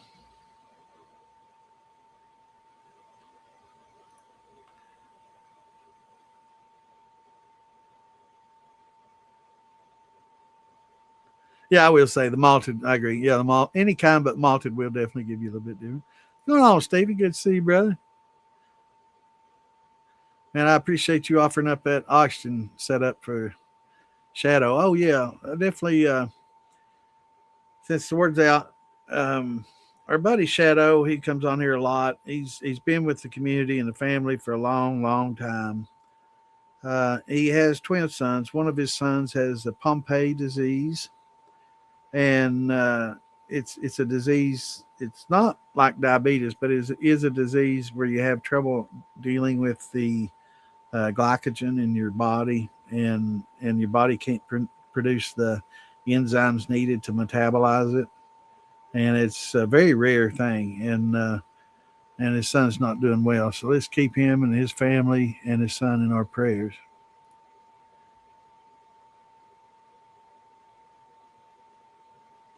But there's going to be a 50-50 raffle coming up, and anybody wants to get in that can. There's a GoFundMe page also for that. And I'm sure that there's going to probably be maybe a merch package or something put together if people want to contribute something for people to buy tickets or maybe even have a silent auction or something like that. I'm sure we're going to get something like that going. Yeah, it's tough, and it's basically the hospitals. Most of them don't know what to do. I think Cleveland Clinic, Cincinnati, a few clinics are studying it that may be able to help him, but it's not going to be cheap. Thank you, Derek. Appreciate it, brother. Yeah, Shadow Mark. Yep. The other Mark Morgan. the Shadow. Great guy, man. He's been with us for a long time.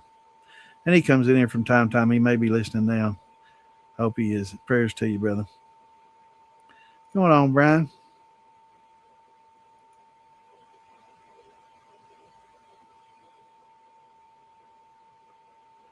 Awesome.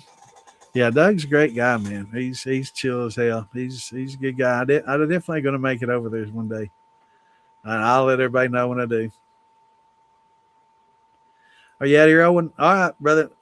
For those that just joined us tonight, we're on there every Tuesday and Saturday, 8 Eastern. Sometimes we'll go to 10, 11 o'clock, but generally we go from 8 to 10. But we most often run over because I get long winded and Clint ain't here to help me, and I just sit here and ramble on till wee hours of the morning if you let me.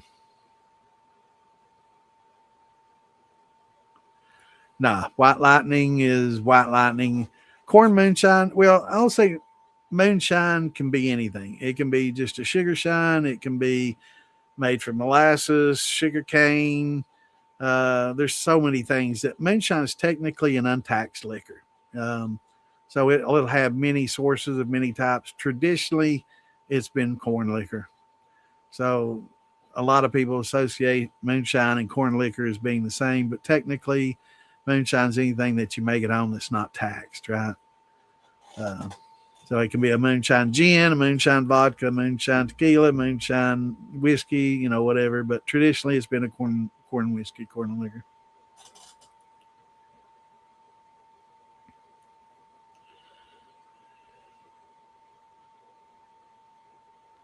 Yeah, yeah, yeah. We definitely depend on it for sure, and enzymes in our body, and that goes back to Mark's sons. We people don't realize it, but like a lot of the enzymes that we use to break down the starches to make the sugars, our body does that with the foods we eat, right? It breaks down a lot of the starches and sugars and that's what his body's having trouble doing, is actually breaking down a lot of these things to feed his body and the cells, right, on a cellular level. So you get real weak in your muscles, and it's the heart enlargement. There's a lot of side effects from it, and prayers that they can help him. And he, a lot of times it happens at a very young age, and this boy's in his 30s, so it can happen at any time, and it's a genetic issue, and it's strange that he has twins. One has it, one doesn't. So hopefully, they can study both of them and come up with some kind of cure or something based on based on that. But yeah, let's keep them in our prayers for sure.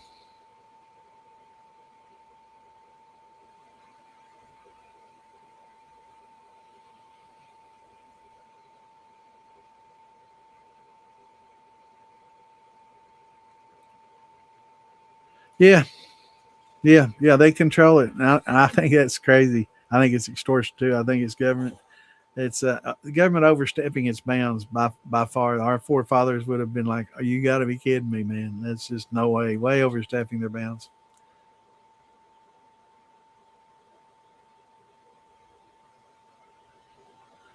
Yeah, yeah, that's not true. It's all white lightning, white dog. There's a million names for it.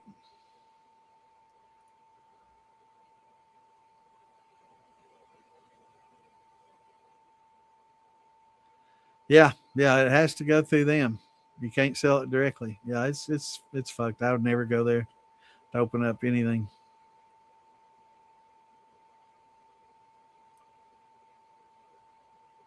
Oh yeah, peaches and fruits and things. You want them to take their time though.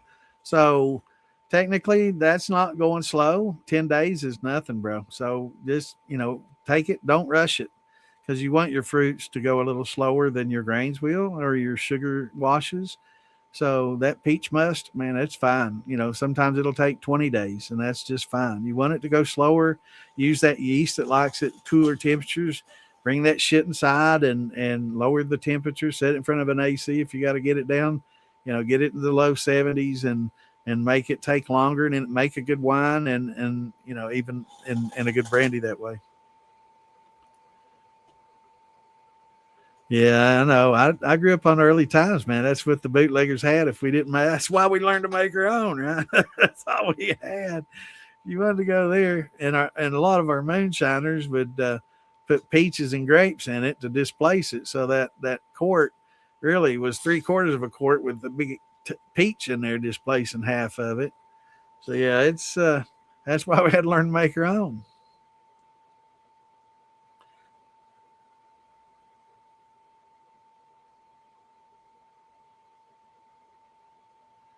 That's a fact. Yep. Yeah, sugar was really expensive. And back then, when they made liquor, it was a lot longer, more arduous process of cooking the malted corns and stuff. Yeah, and the malted grains. It was a lot different. It was a lot more difficult.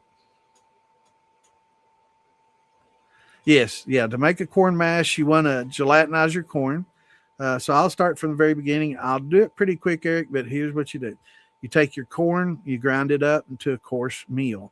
You heat water up to 210, almost rolling boil, and you'll want about 1 gallon of water for every 2.25 pounds of grain corn that you've got.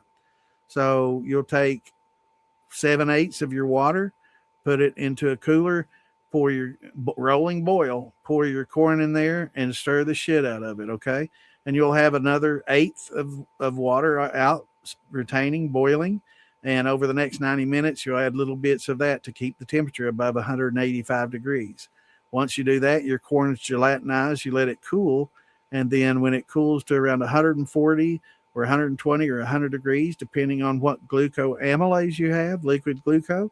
It'll say on the label what temp to add it. Then you add that glucoamylase, and then you let it cool on down.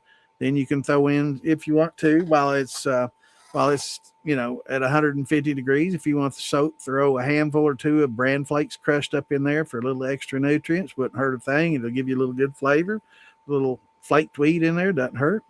It'll give you a little extra, nutrients for the yeast.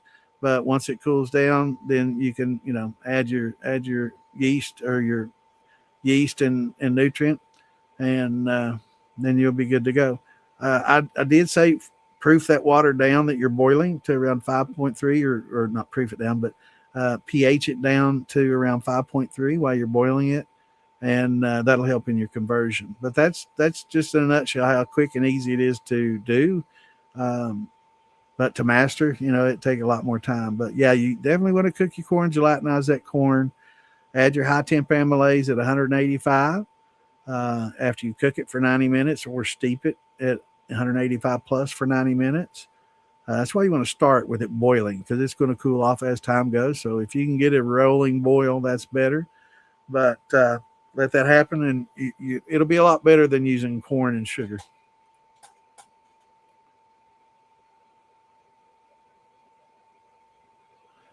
Um, Find me on YouTube. Join my group. Get on Facebook and search DIY Shine and Steel Building. You can see it scrolling by right now. DIY Shine and Steel Building. Search that on Facebook, and me and Eric Ayers are the admins in there. So you, Joseph Justice, you'll see old Santa pick when you join that group. But join that group, and yeah, you can not only ask questions there, but you can post some pics. Or if it's something that you don't want, it's a private group, but if it's something that you don't want people seeing, you want to send it to me directly, then you can, instant message them to me there on Facebook.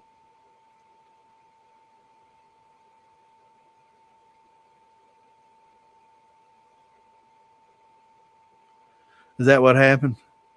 That's crazy, man. I hate that.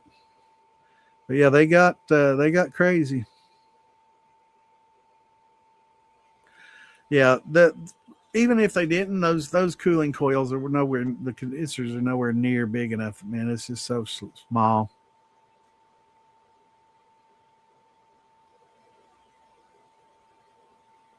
Sebstar, that's what it was. That's yeah. Sebstar makes those. They make good stuff. All right, I'm gonna try to get through all these. 5,500 watt element, good deal. That's good to know, Wormy. Appreciate you, brother. Yeah. I've got a little TIG welder, so I'll still weld mine, but I just want to know for other people if they ask, I can say, yep, I got a buddy that does that and he no problems.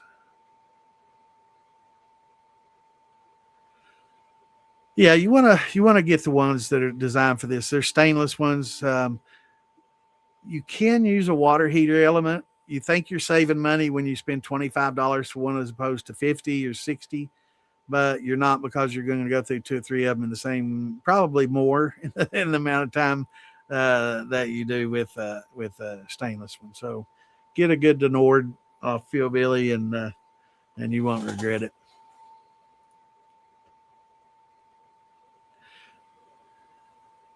Thank you, Derek. Appreciate you, brother. Thanks for tuning in.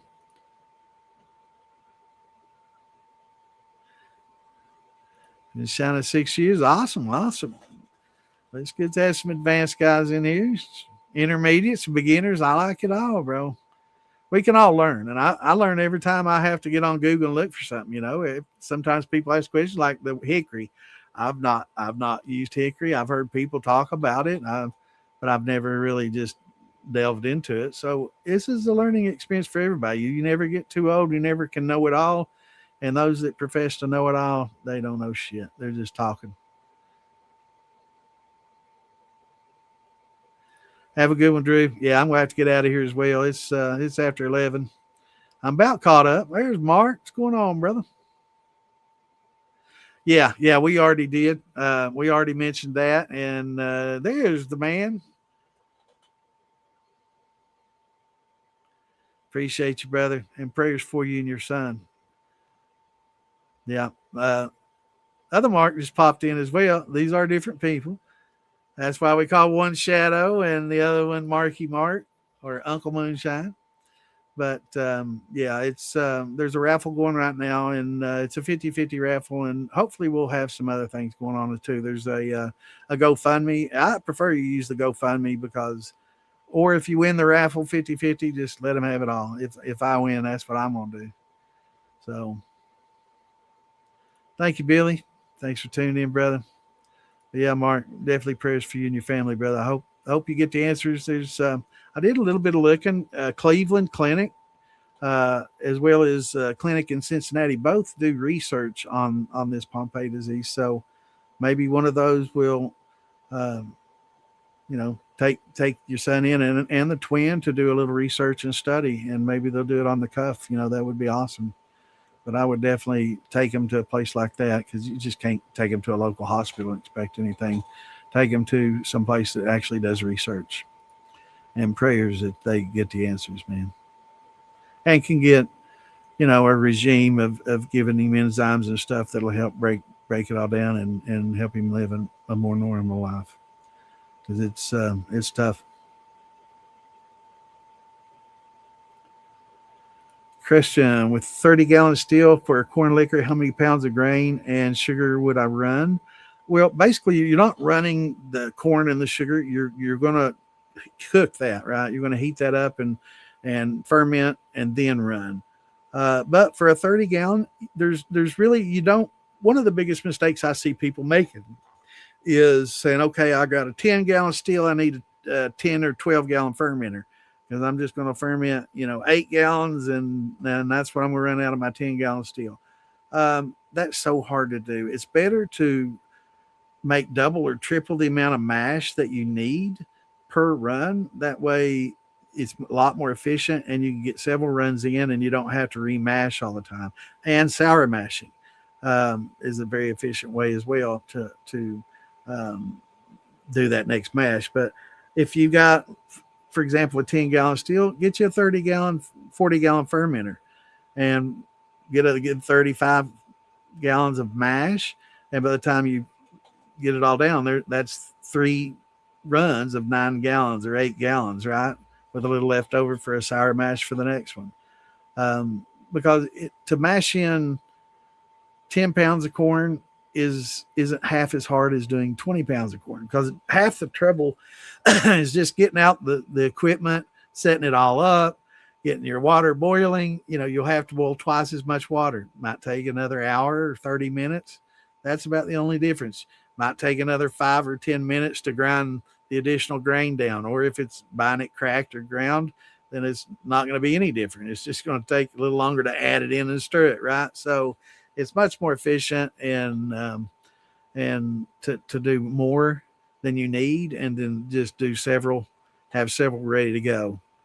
But to answer your question, for a 30-gallon still, you would want to probably have a 40-gallon fermenter, and you'll probably want to ferment about 35, 36 gallons to that line in that. You're going to give a little room for the cap, unless it's, of course, bananas or something that goes crazy and has a huge cap, which you'll need a double. And then that way you'll be able to run, if it's a 30-gallon still. Now, there's also two different types of 30-gallon stills. There's a 30-gallon still to the top edge, and then there's a 30-gallon still to the bottom of the cape that's actually you can run 30. So some are say 30, but it's actually you can run 27 in them, because they measure it to the very tippy top, and that's not the way you're supposed to measure it. Or there's the proper way to measure it to the bottom of the cape if it's a copper steel with a cape, and that's 30 there. Then that's the proper measurement. You can put 30 in it and distill 30, right? So that you got to determine too. Does it really hold 30 to the brim, or is it 30 plus plenty of airspace, right? That's going to give you that proper airspace for foaming. Go boil some water and look at how much just boiling water foams. You can imagine what a beer is going to do in a still, right? So you definitely need that airspace above it to allow the foaming, and have a little bit. A lot of times in that big whiskey cap, a lot of times you'll get some foam getting up into that, and that's why a nice big cap is handy, because it can handle a little foaming without puking, right? But to answer your question, how much grain, sugar, hopefully you're not going to need any sugar, because you're going to convert that grain. But if you want to do a thin mash like I did forever, you'll use 1 pound of grain, 1.5 pounds of sugar, and 1 gallon of water. So if that's 30 gallons of water, that's going to be 45 pounds of sugar and 30 pounds of cornmeal. Okay.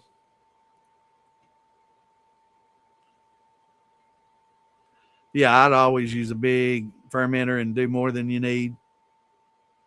Yeah. Clint and I right on, man. We think a lot the same way. We done this in a long time, man. It's just the way to do it. It's so much more efficient. Because you got, like I say, you got that grinder out, you're grinding your meal. It doesn't take that much longer to do another 20 pounds, right? You got that big pot out boiling. It doesn't take that much longer to double them out in that pot and boil it, or double, do it twice than it does to get all that equipment out, get everything started, get everything set up.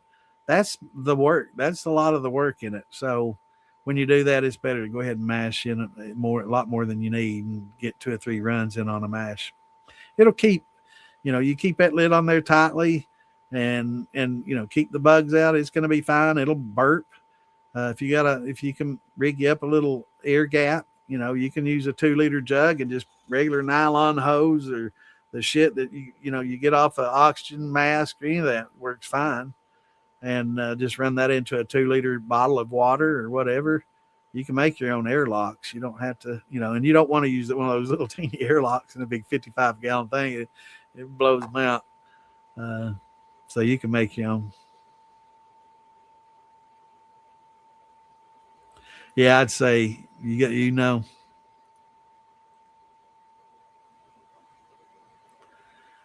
So let's see, what did he say? 25 gallons. You'll get close to, you'll get 2.5 gallons of proofed, maybe 3 gallons of proofed stuff at 110, 20. So you're probably going to get about 6, 8 gallons, depending on how you proof it.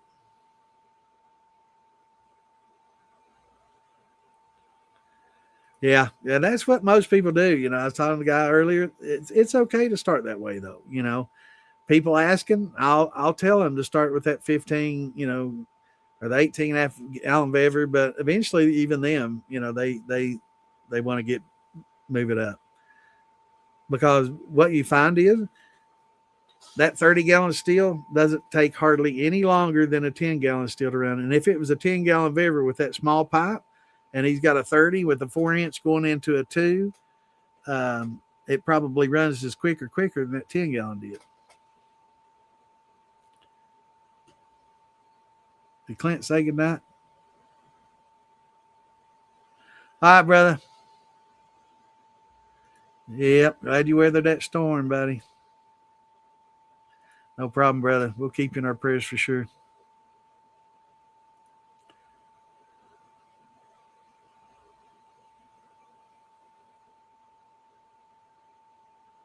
Yeah, about 5. 10 proof. Yeah, about 7 maybe if you proof it a little hotter, 110, 20 barrel proofing.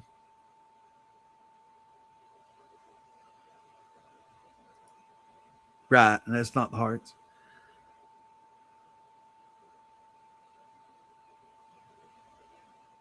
I think so. That's why, I hate that you have to use a 50-50 to get people to get involved. They have to win something to give. And I'd much rather just put it into the GoFundMe directly to them.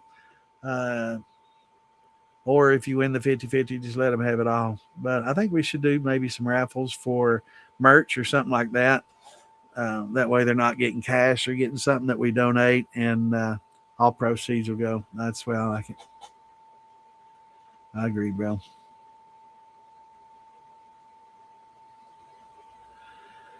Love you, brother.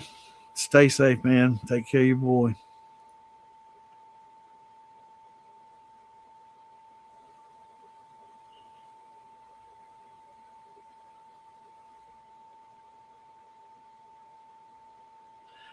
Yeah, I didn't watch it live. I caught it later.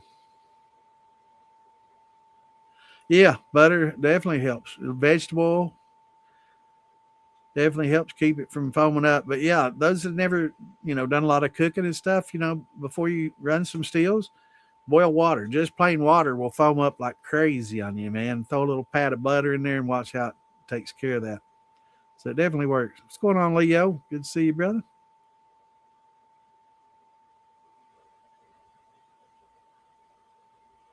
Yeah, yeah, yeah. Bottom of the cake, perfect. Then they measured it properly. Then that's awesome. Yeah, you could. I would do a 50, 55, and you could get to 25. I don't know if you get They make a 60 drum. It's not like an oil drum. It's used for storage for pharmaceuticals and stuff, and it's got like a strap on it. And I think they got like 72s as well. Get on Facebook Marketplace. A lot of these places that use them for drug industry can only use them once, and then these people just buy them and sell them. I got my drums for like $20 a piece for 42s, and I can't remember what sizes they are, 30 something and 42s, and they were used for medicines as well. But they got the clamp on the top, and you can store grains in them outside for long periods of time, and they're fine. They're airtight, so they've got a nice seal on them. Make sure you don't have the seal broken or cracked. So it's dead air in there, man. I mean, as long as they're good and dry going in, and you keep them in a shady place, you can store grains over for a year in it, right? And it's good to get your grain in the fall. Put it in those, let it sit outside in the winter, let it freeze, and it'll kill every larvae, every bug in that, if there's any in that corn, and you won't have to worry about it the next spring. You won't have any bugs.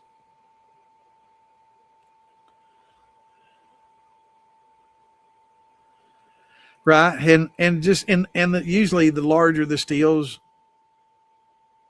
proportionally larger outputs right at the top. That's why I love that Bever 18 and a half. It's got a 2.5 inch. I go into 2. It's so much more efficient than when I was running little 1/2 inch lines.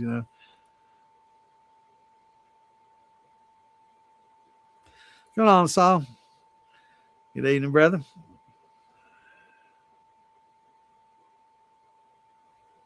Yeah, 60s. Yeah, yeah, those are great. Yeah.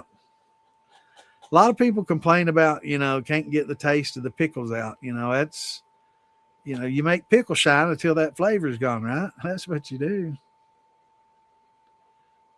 You just make pickle shine. Sell that pickle shine. And you got that good pickle flavor. But yeah, it's yeah, when you make, when it tastes like lemons, you make lemonade, right? Lemon cello.